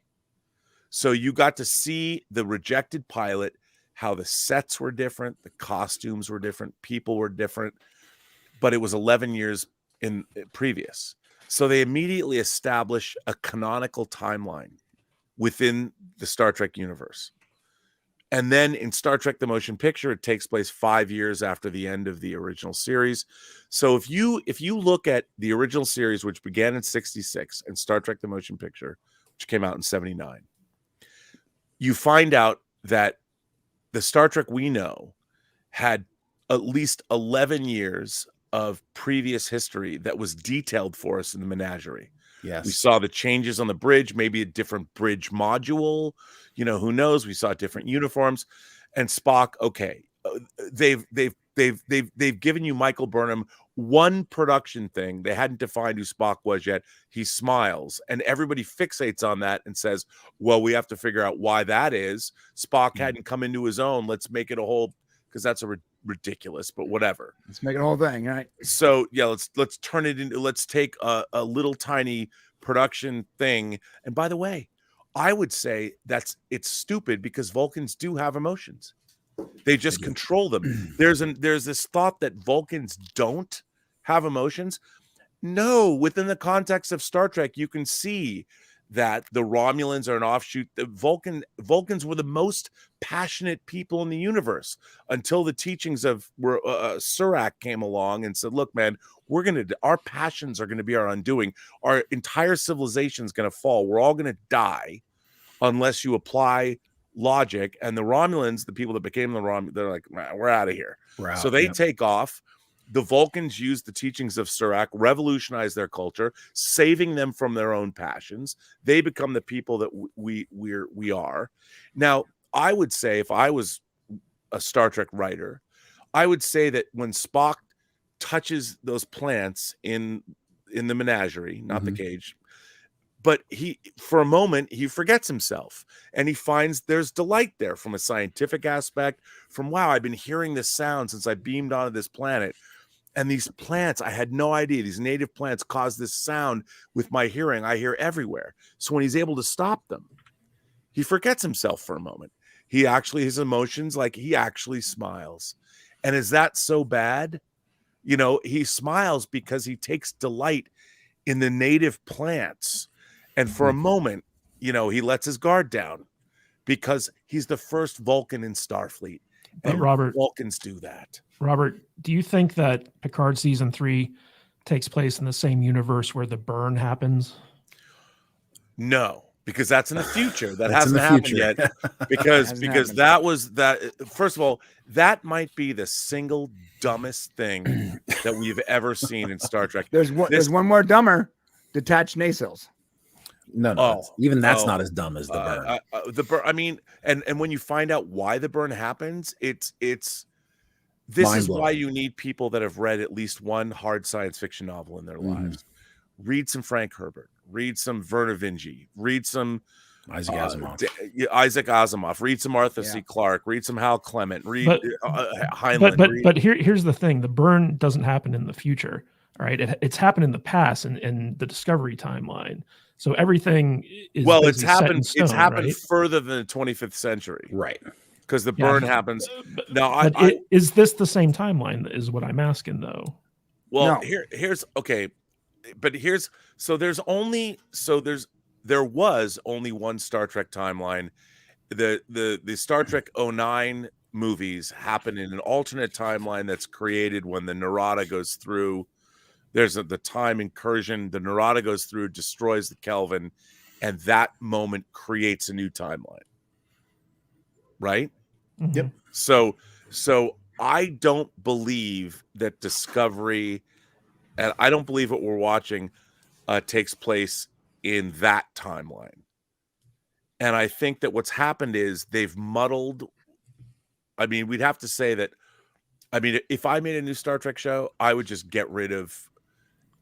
I would say that everything you've watched is not true because the visual aesthetic is all wrong. Well, can I? This is my headcanon. They in the show Discovery, when they went to the future,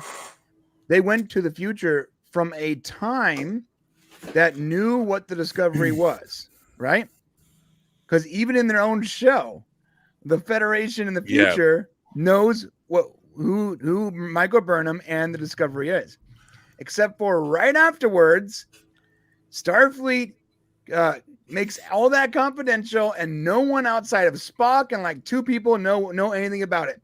So the universe we're in right now is the one where no one knows anything about the Discovery, but the universe that Discovery is in, the one they came from, they're in a branch future timeline where they do know about them, which completely changes the timeline. I would just like some clarification. I would I'll just give you like someone to clarification. come out and definitively say what timeline we're in. So here, I'll definitively give you an answer. Definitively, right now, it's in the only timeline that we have. But in the future, that can be changed at any point by somebody who creates a Star Trek series and decides to knock that off and to put it on an alternate timeline. It could still be changed if necessary. But as of right now, right, Rob, would you agree it's at least, we can't assume it's an alternate time frame because no one has indicated that, right?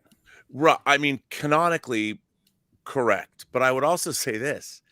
If you look at the very first Discovery promo that they made with the Discovery launching out of that asteroid refit, whatever, that Discovery is different than the Discovery that's in the show. They changed the warp nacelles.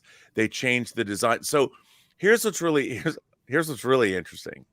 So the design of the Discovery is based on the Enterprise redesign that was done under Ken Adam when they were going to make Star Trek Planet of the Titans in the mid-70s. This was before Phase 2 and before the motion picture.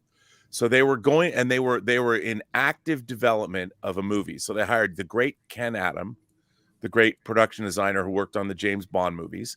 They hired Ken Adams, the production designer, and he hired Ralph McQuarrie as his production illustrator. And they had designed what Brian Fuller used as the basis of the Discovery. So you can see these, they made study models of this ship. There's all kinds of artwork. If you look in the book, The Art of Star Trek, that the Reeve Stevens wrote, you can see all these things.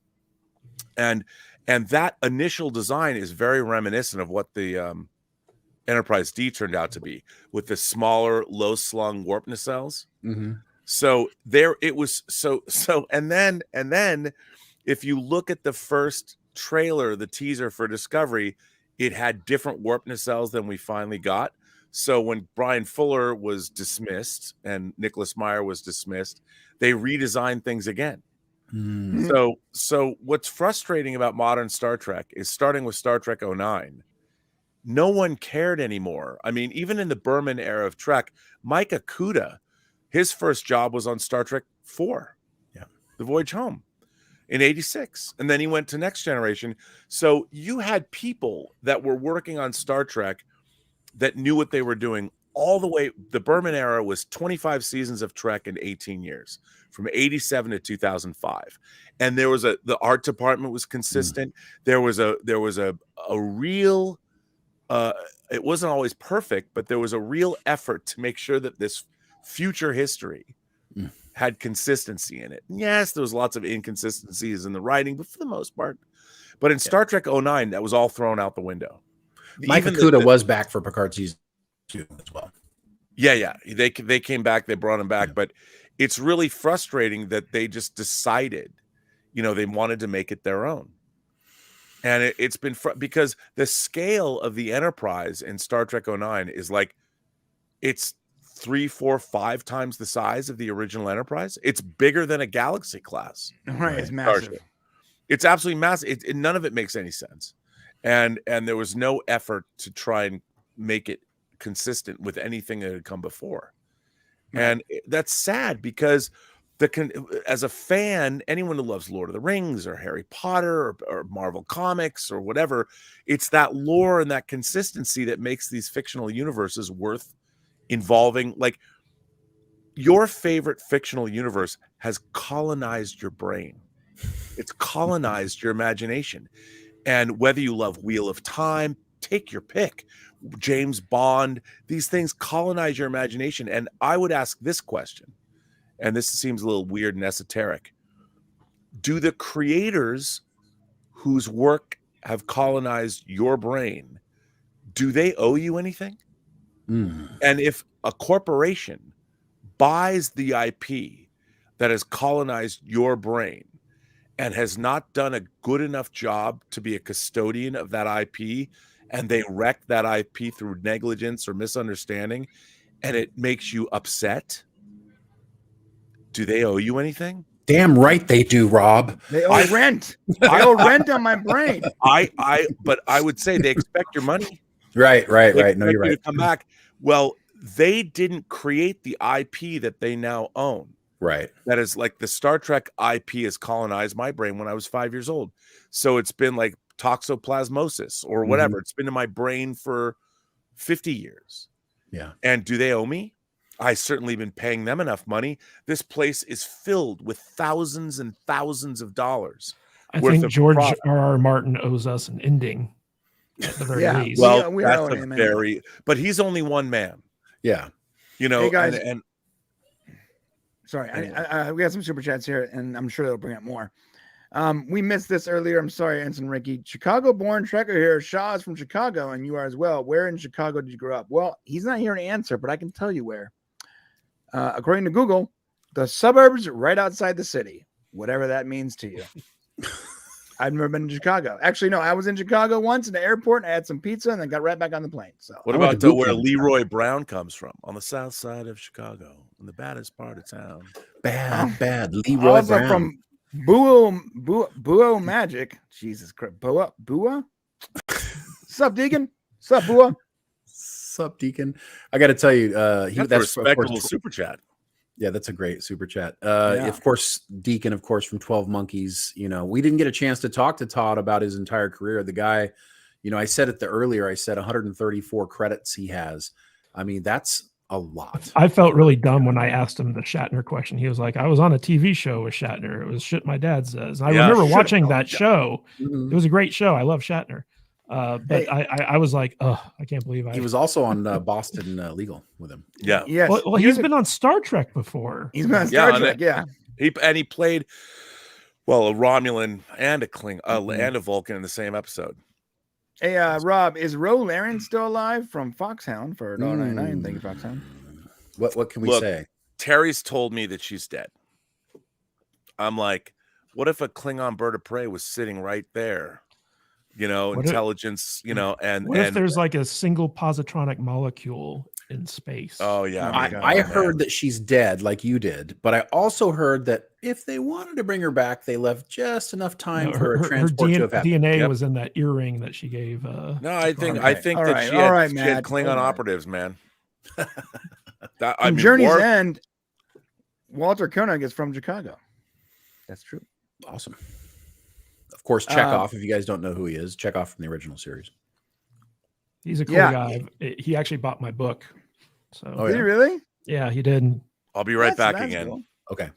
I met him at STLV, and he told me to sit down. Did he say like this? Sit down.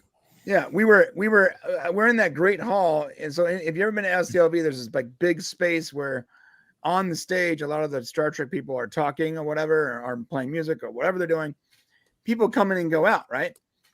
And I was in there sitting down, and I'm filming. I'm not even paying attention to what people are saying. I'm just filming because we were trying to make a video. So I'm like filming people's reactions, and I'm barely paying attention. And then I'm done. I'm done filming. And I'm not there to really partake as a fan. I'm really there to gather data for all of you. So I get up and I'm leaving to go out. And he goes, "So sit down." And I heard that. I'm like, shit, I sat down. I'm like, and I realized that he was getting really political. And he said that if you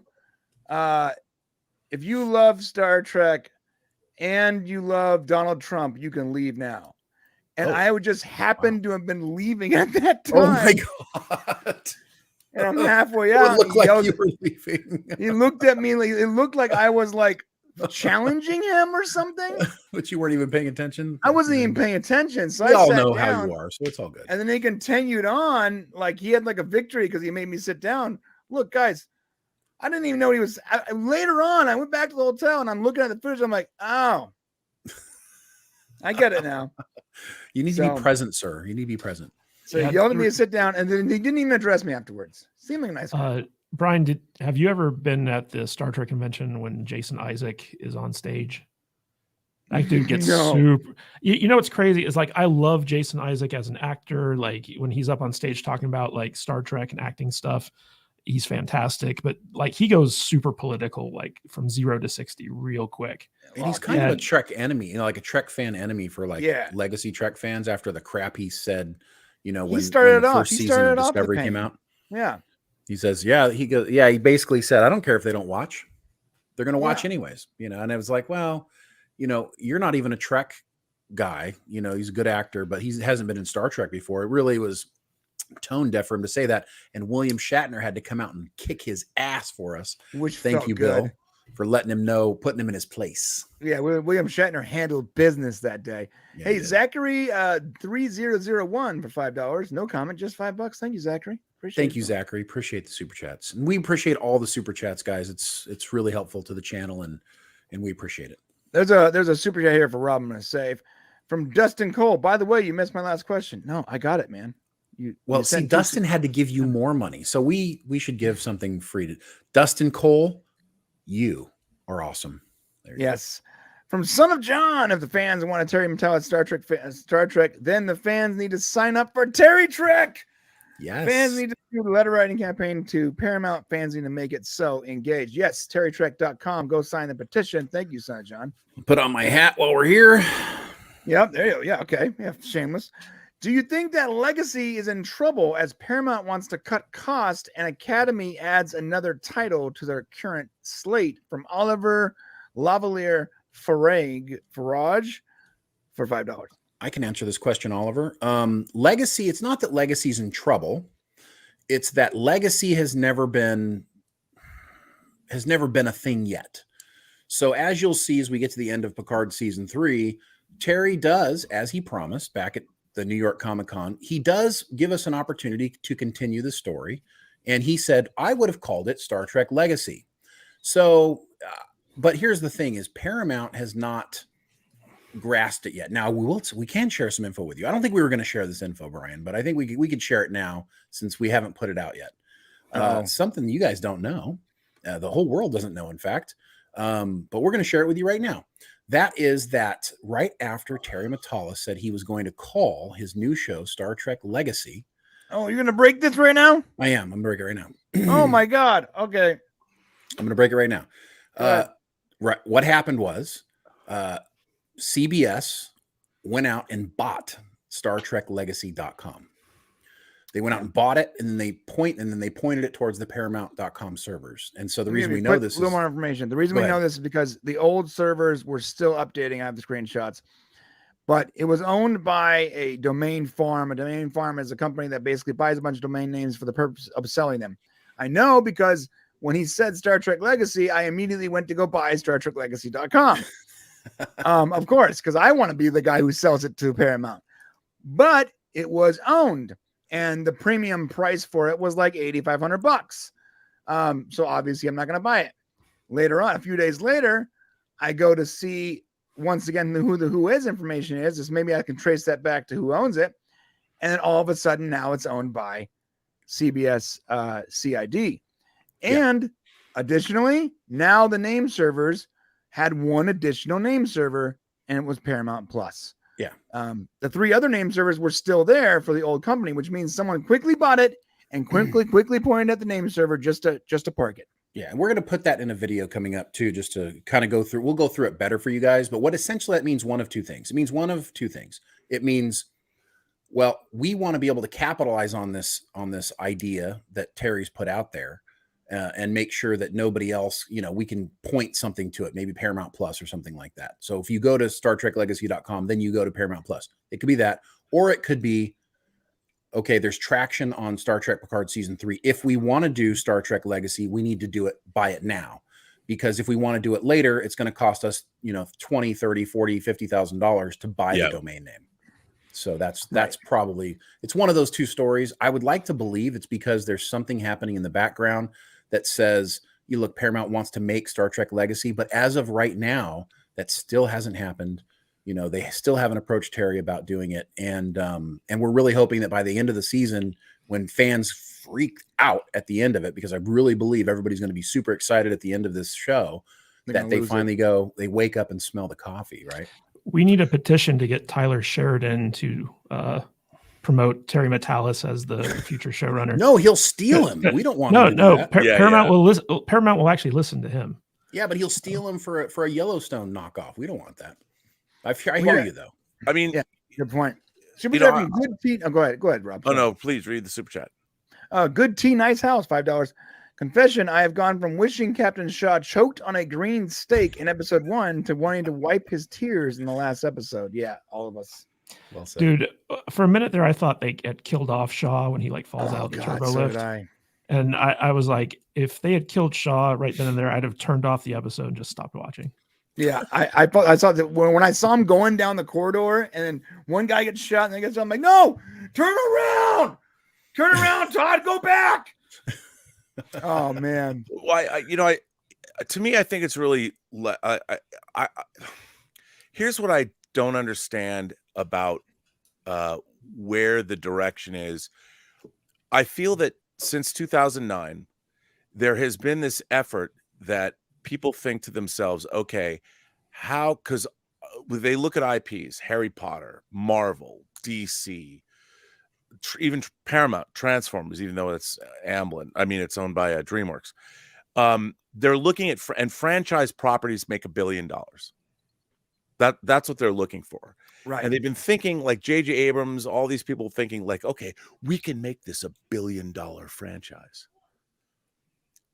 Star Trek is not $1 billion franchise. It's a niche. It's a niche franchise. Right. It's always been a niche franchise. And if you look back, and this is what I just don't understand. When you have a franchise at a studio, I always have believed there should be an executive hired whose job is to oversee that franchise and has people under him, or under them or under her, or whatever. Like Kathleen Kennedy? Well, the thing about Kathleen Kennedy is it's different. She was not I'm talking about somebody that knows the franchise. Right. Kathleen Kennedy was hired by George Lucas because she'd been producing some of the biggest movies ever made since 1982. So she's known George Lucas and Spielberg. Her first producing credit's E.T. And if you look at her, she's worked with all the biggest directors. And the thing about Kathleen Kennedy that people don't understand is, so when you have a great producer is there to facilitate the vision of the director. So a director says, I want a cast of thousands and we're going to shoot this. A great producer comes in and goes, we don't have the money. So here's what I would propose. We can do this. We can do this. Spielberg has said Kathleen Kennedy was the greatest producer he's ever worked with. She's a logistics person. She comes in and her job is to facilitate the vision of directors that know exactly what they're doing. That's what she expects. She expects that because she's always worked with the people that are the creme de la creme. And she actually did, people forget this, she did some really interesting hiring. Lord Miller, she was thinking out of the box. Josh Trank to do Boba Fett. She was going to hire all these young up-and-coming directors, even Colin Trevorrow, who had done Safety Not Guaranteed. Then he did Jurassic World. That worked out very well. I'll hire him. The problem is she was used to people that had incredible experience that knew what they were doing. And a lot of these directors, like Lord Miller, great in what they do. but they're into improv and all this. You can't make a science fiction film with lots of visual effects. You can't improv that. Right. And pissed off Lawrence Kasdan, who wrote the script. I totally get. And Kathleen Kennedy, she doesn't particularly care about Star Wars. She wasn't a Star Wars fan. She was a fan of big budget movies, working with the best people in the industry. Her job was to facilitate their visions. And she was put into a place where what she needed most was visionary people. Mm-hmm. Yes. And she didn't have them. And so George Lucas picked her because he had worked with her for 30 years. So from his perspective, this is why I'm a huge Kathleen Kennedy fan. What Kathleen Kennedy didn't have was the visionary directors that had incredible vision for Star Wars that she needed so she could facilitate their vision. And she also didn't have enough self-awareness to know that she didn't have that talent, and then she didn't go out and find it, which is that's the mistake I think she made. Also, the problem is the people that are making movies today don't have the talent that the people that she had worked with in the past had cut their teeth and made lots of movies. Right. Before Spielberg made E.T. in 81. Spielberg he'd cut his teeth in television. He had made Sugarland Express. Mm-hmm. He had made Jaws. He had made 1941 and Close Encounters, and he'd made Raiders. And then he made E.T. Right. And Lord and Miller were comedy guys, and they were very funny with what they did, but they were used to the loosey-goosey, let's make it funny. Mm-hmm. 21 and 22 Jump Street are great. But on a Star Wars movie, you're not improvising. You can't do that because you just can't do that. And so they make Solo. And here's the thing. In Kathleen, I can't even imagine what it would have been like to have been her when Lawrence Kasdan, the writer who wrote Empire, who wrote Raiders, is fucking pissed off because they're improvising stuff, turning this movie into who knows what. By the way, it might have been great. I don't know. It could have been fantastic. But so what I think, I've always thought Star Trek needs, here's what I would do. So you've got say the Predator and Alien franchise over at Fox. Why isn't there an executive? And by the way, I have to give a shout out to 20th Century Studios president Steve Asbell. That man knows his shit. He knows everything. He came up through the ranks. He started out as an intern at Fox, worked his way up. He's now the president of 20th Century Studios. That guy, by the way, massive Star Trek geek, reads Star Trek novels. He knows Alien. He knows Predator. Right. He greenlit Fede Alvarez's new Alien Romulus project, whatever it's called. He was the person responsible for Predator Prey. You need people like him at the top. Star Trek has never had John Van Sitters, who controlled licensing and now is in charge of brand management. He really knows his shit. He knows Star Trek. He loves Star Trek. He made sure the publishing empire was as good as it was, and he did a great job. But he's never made a movie. Right. He doesn't know how to deal with creatives. What Star Trek needs is an executive who has a group of people that have read every fucking Star Trek novel. They've read every comic. They know all of Star Trek. So they can sit down and they can vet it all. So when someone comes in and says, we want to do this, we want to do Starfleet Academy. Okay, explain to me how Starfleet Academy is going to be different than 90210. Are you going to have your space peach pit? Is it going to be like the OC California, San Francisco, here I come, Starfleet Academy. I picture it more like Saved by the Bell, actually. Well, done. Yeah, absolutely. It just Zack Attack. Now, how are we going to get? That's what they're going to make. You read there. It's going to be about rivalries and first loves. I'm like, and diversity. Diversity? Are you kidding me? That's what you're going to make a Star Trek show about? No one wants to see that. You're going to sit there the entire time going, when are these people going to get into space? Yeah. Well, the reason that they made this show, they're making this show is it's the natural successor to Discovery. So they've got a fan base that they've cultured, and now they want to continue maintaining that fan base because it's the most loud and vocal fan base that we have as part of Star Trek. So you see that coming. But let me ask you this question, Rob. So Rick Berman was the guy who wanted to maintain the vision, and then when Brian Fuller came along to do Discovery, Brian Fuller said, I want to make Star Trek the way I want to make it. And he was on Voyager. He was a writer. Yep. So my And question on to Deep you Space is, Nine early too. and in Deep Space Nine. So if we bring in somebody who knows Star Trek, is there also a little bit of a concern that they'll try to make it theirs instead of do something different? Because it seems like Brian was trying to make it his own. What do you think? No, I think here's the thing.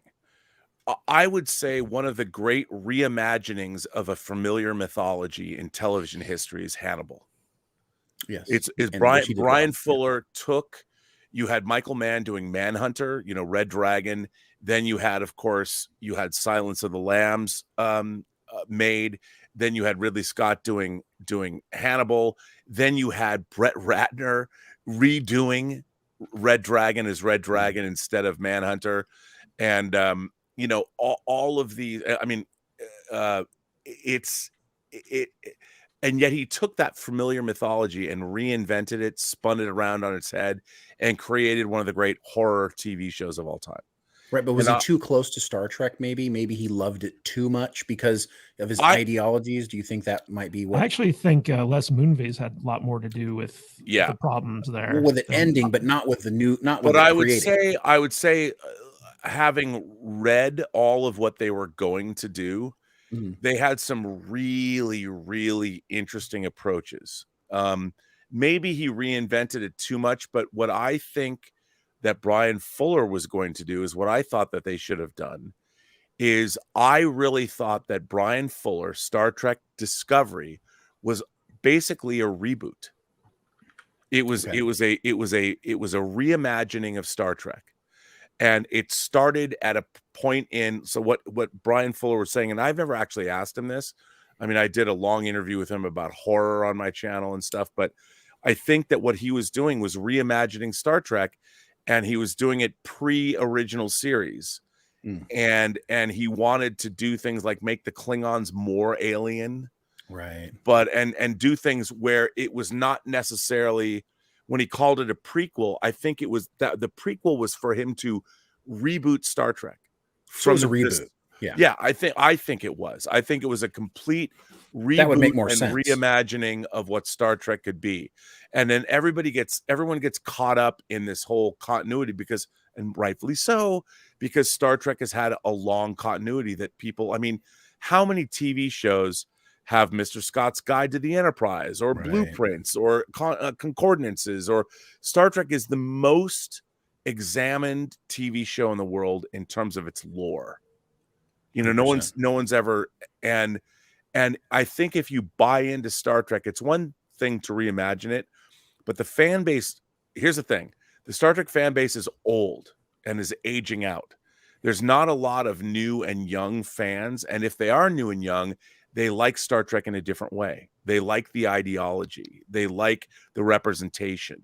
It's a different world, and I totally understand that, and I don't begrudge them for it. Rob, what do you think about all new Star Trek being behind a paywall? Like, it's much easier to build an audience when it's free, when it's on like TV, and people can just kind of tune in and watch it.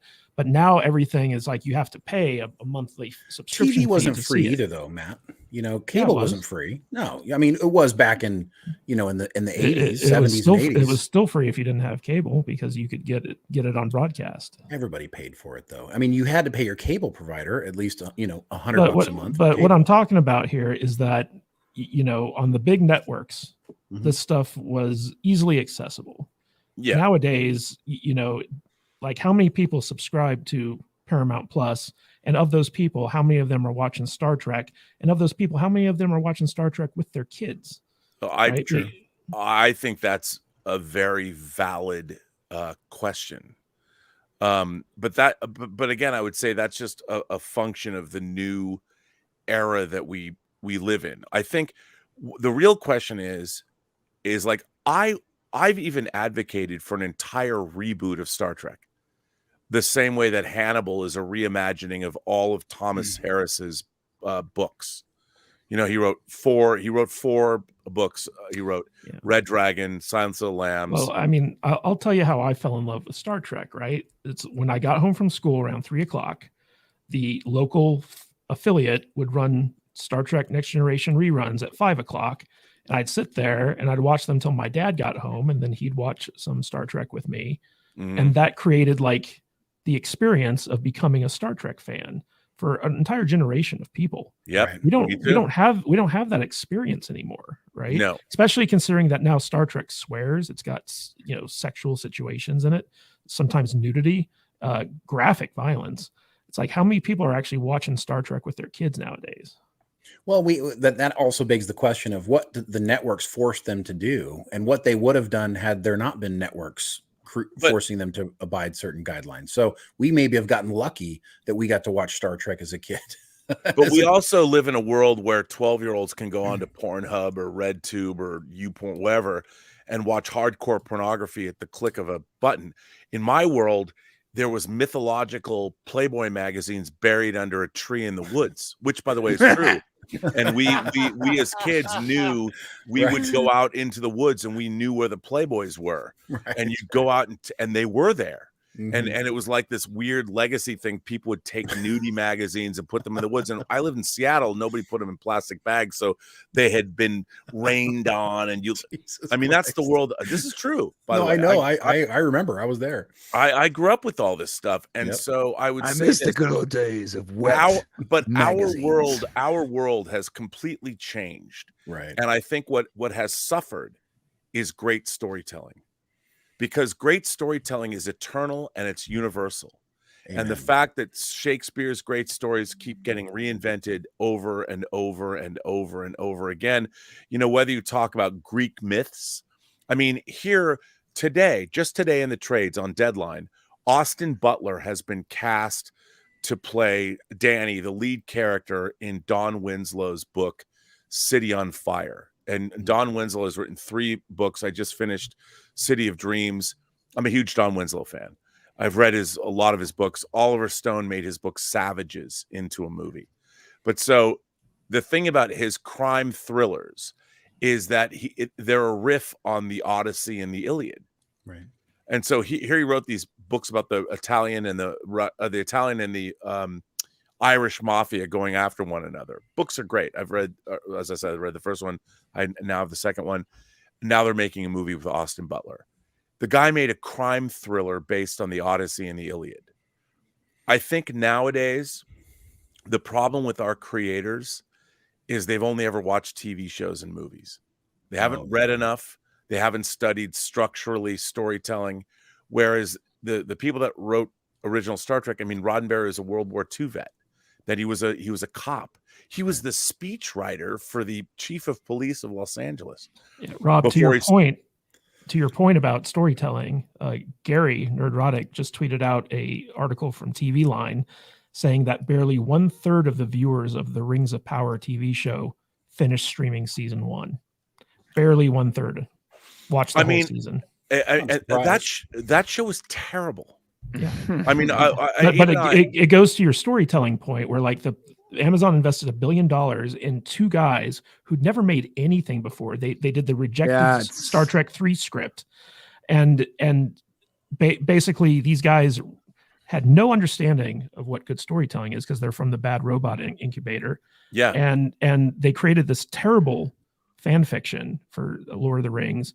And it seems like the only people who actually finished the entire series were YouTubers who were contractually obligated to basically like review this entire thing so people wouldn't have to watch it. Yeah, I mean, and this is what's frustrating is, I spent my life filling my head with a universe that doesn't exist. I know. Star Trek. And I did it willingly because I love the Star Trek universe.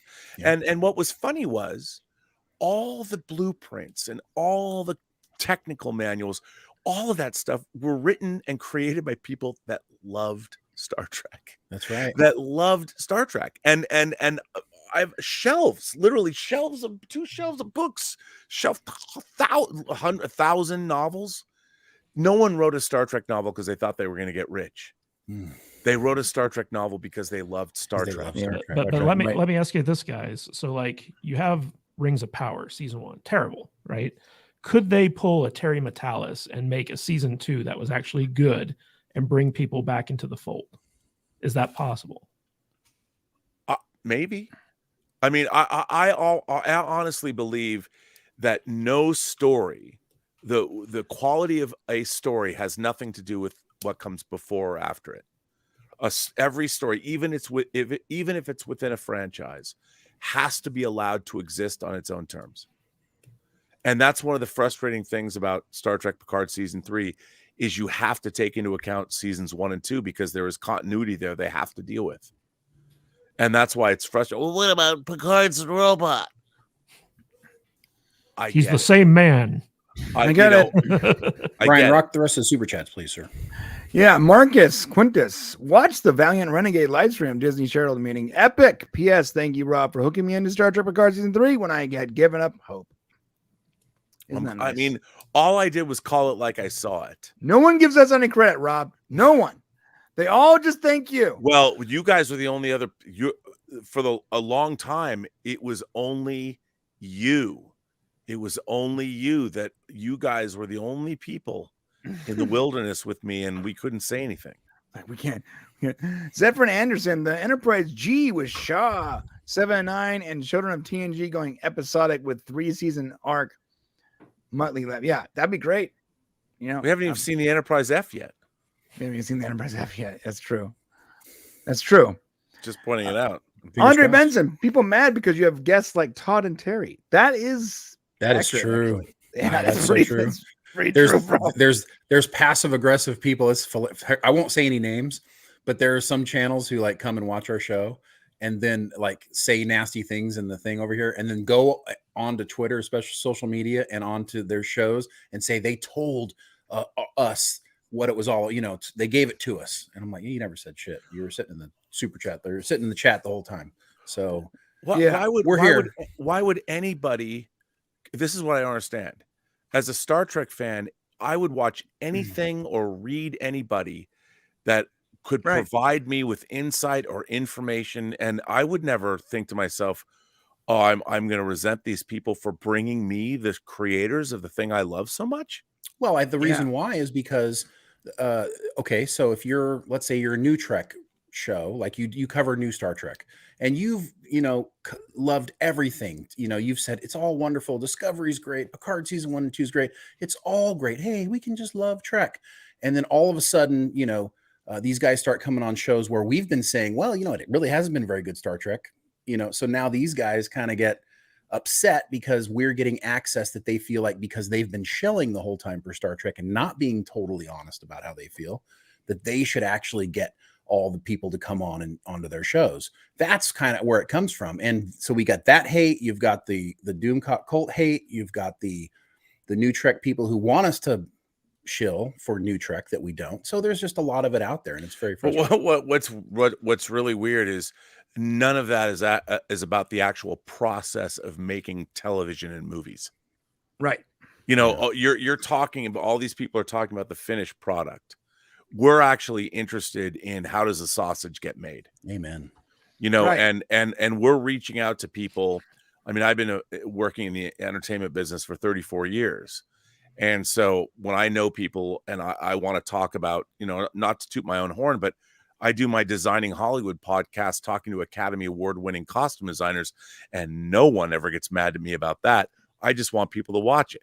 Yeah. I wish more people would, and what we're doing here is delving into how something is made. Yeah, something we love. Can I add to that, Rob? That people keep asking how we're getting like people on the show that from the show. How do you guys do that? People are getting mad that we have access. We have access because we put the work in. We ask people. We could. If you are just sitting there as a YouTuber waiting for someone to message you, you're doing it wrong. Well, it's because you're professional.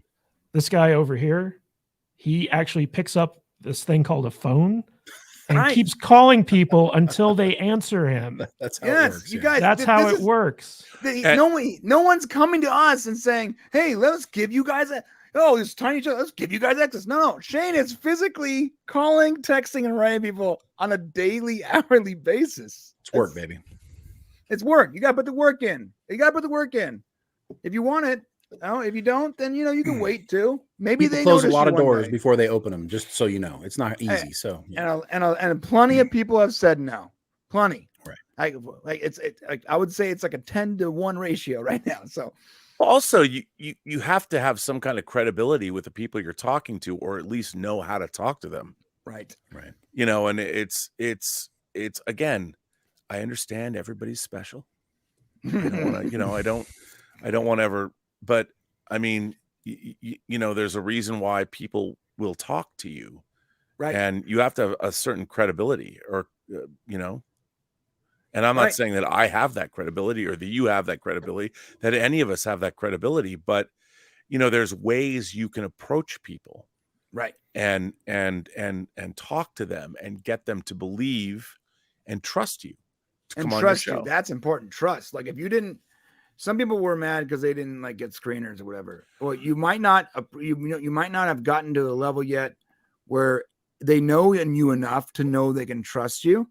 So if you ask them, you know, after the fact, they haven't properly vetted you and they don't know if you're going to share it out to people or not. You know what I mean? Yeah. Well, that's another thing. You can have 5 million subs. They don't know you enough to give you the screener because they don't know if you're going to share so it. much work to get approved by Netflix to be part of their media program to get early screeners. Yeah. Like literally months of work to get approved for that stuff. And everyone's like, oh, I didn't get a screener because I sent an email to some help desk, you know, in India. It's like, no, like if you put in the work, you get the rewards. And it just so happened Shane and Brian put in a butt ton of work.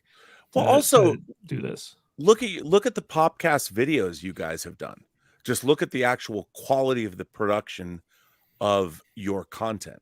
Thanks, man. You put a lot of time, effort, and thought into your videos that go back years. Yeah. I mean, that's because I didn't know you guys. I started watching your content and I was impressed with what you were doing. That's true. And I started watching your content, and then I saw that you were at the Star Trek convention in Vegas, and I'm like, holy crap, I got to meet these guys. And so I tweeted at Brian, and we met up at the convention, and that led to me like meeting you guys. And it's just like, you know, like you guys toiled for years. Yeah. Before you got any like access. Access. It wasn't an overnight thing. It took us, we've been doing this for 6 or 7 years. So it took time. And you know, it's guys like Rob and it's guys like you, Matt, and it's all of us working together in the community, supporting each other. And we just have to continue doing that. And we appreciate the support we get from you guys watching the show. Obviously it's nothing if you guys don't show up. So we really appreciate all of that. So couple more super chats here. Go ahead, Rob. Well, the people that you guys have brought together. You've brought together a very disparate group of YouTubers that can be divisive, you know, amongst people, but we've all come together with our shared appreciation of this season of Star Trek. Now, you should ask yourself, why is that the case? You know, if you're not digging Star Trek Picard season 3, that's perfectly fine. But why has it touched a nerve with so many people? Why is it working for so many people that have disparate points of view, and yet collectively we can all get behind Star Trek Picard season 3? Now, I'm not saying you have to love anything, but I do think that there's a reason why so many people have been attracted to it. And I'll tell you this, it's not because anyone promised me a job or someone else a job. Right. Yeah. There's plenty of things. Go ahead. There's more money to be made on YouTube than in independent filmmaking these days. Let me tell you. And there's more money. Let me tell you. There's more money to be made hating on stuff than it is to be. And that's a fact. Yep, that's true. And think about this. There's so many. A lot of these people we don't always agree with politically or anyway, but because we have this like shared love of Star Trek. I'll be right back, guys. Gentlemen, I must Kadish, Brian, I have to leave because these puppies need me. Okay, brother. Again. Yeah, but this was a great show. Long stream. Yeah. Thank you for having me on here. This was amazing. You guys are amazing. And there's a reason why the Popcast guys get who they get. There's a reason why the salty nerd will come on this show and not be salty. Come on. That's impressive. He's always a little salty. But even a little bit, but he's honest. That's why people watch his show. It's true, man. I mean, and we are not shilling for anyone. We're here because we want to be. Yep, that's true. And you guys run a tight ship. Thank you, Rob. I appreciate that. I got to watch Star Trek next to Robert Meyer Burnett at the Chinese Man's Theater. Yeah, and I was crying too. You were crying, we were crying. Yeah, it was a good time. All right, bro. And you. maybe. Well, we're gonna at your event, of course, but maybe other people might. Who knows? Who knows? Just it's April 3rd. The last episode of Picard airs April 20th. That's only 17 days away. Yep. You never know, kids. You And never if you live know. close to an IMAX theater, who knows? God, you're gonna get me in so much trouble. I'm not saying anything. I'm just saying because you and I, we were in an IMAX theater at the premiere watching That's true. episodes 1 and 2. That's what true. I'm referring to. That's what he's talking about. Yeah. Yes. You know, And because never I'm know. referring back to what we saw together Right. at the Chinese theater in that big IMAX screen Yeah. And you might be able to watch all 10 episodes in a luxury theater in Vegas. in 10 Las Forward Vegas. Fest. Yes. Yeah, I'm not saying anybody can, I'm just saying we did. We had the opportunity. And if you were like us, maybe, you never know. You never know. You never Okay, know. well, with that, I think we'll close. I gotta Thank go. you, my friends. Thank you, Rob. Thank you, brother. I think my brother already left. Thank you, Matt. We're gonna wrap this up now. Let me remove Shane from the thing because he's not Thank here. you to everyone who sent super chats, by the way. You guys have been so generous, and Yep. We tried our best to get to all of them. Yeah, we missed a couple. I'm sorry. There is a lot sometimes, and then some of them were very specific to Todd Stashwick, and I missed them. So, but Yeah. I'll get better. Yeah, sometimes we just got to let the guests talk, and sometimes we want to get our questions in. So we try to prioritize the super chats as much as possible, though. And speaking So of thank that, we you have for those. that from No Man Other, who said Chat GPT and AR art is the future. Yeah, you're probably right. We're probably out of jobs pretty soon. All right, guys. Probably, yeah. That's it. Thank you so much for being here. Thank you for coming on this awesome Monday. We'll be back on Thursday for the live show. There's a review coming up on Thursday morning, and Salty Saturdays is on Saturday. And you have something going on tomorrow, right? Yeah, we got our live stream at 1:00 with Charlie Allen from Combat International, where we're talking about, he did all the stunt work for the Dungeons and Dragons movie, which we didn't get into, but we're going to be talking about the behind the scenes stuff on that at 1:00 p.m. Pacific Standard Time. And also, if you go to 10forwardfest, 10forwardfest.com, that's where you can get tickets for the event on the 25th of April, the day before the Nerdrotic meetup, where we're going to be watching all 10 episodes of Star Trek Picard Season 3 with the people who actually made the show, Terry Matalas and the co-producers and writers of the show. It's going to be super awesome. It's Bro, where are you hosting 10 Forward Fest? So basically, once you buy a ticket, we'll send you all the details, but it's a luxury theater here in Las Vegas. No. I'm asking where are you hosting the website, because I think we crashed it. Oh, really? Okay. Yeah. GoDaddy. So we hope we crashed the website, but listen, I'm gonna put it in the comics. Oh, there it goes. It's moving pretty sluggish right now. So I'll put it in the chat. Bottom line is once you get in there, if you can get in there and they're still available, then come on in, get your tickets. We are Shane's limited, back.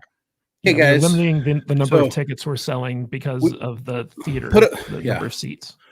Put a hold up. We'll talk more about the theater and the event next time. Okay. All right, guys. That's it. We love you guys so much.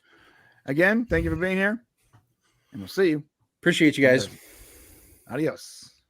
Where's the thing at?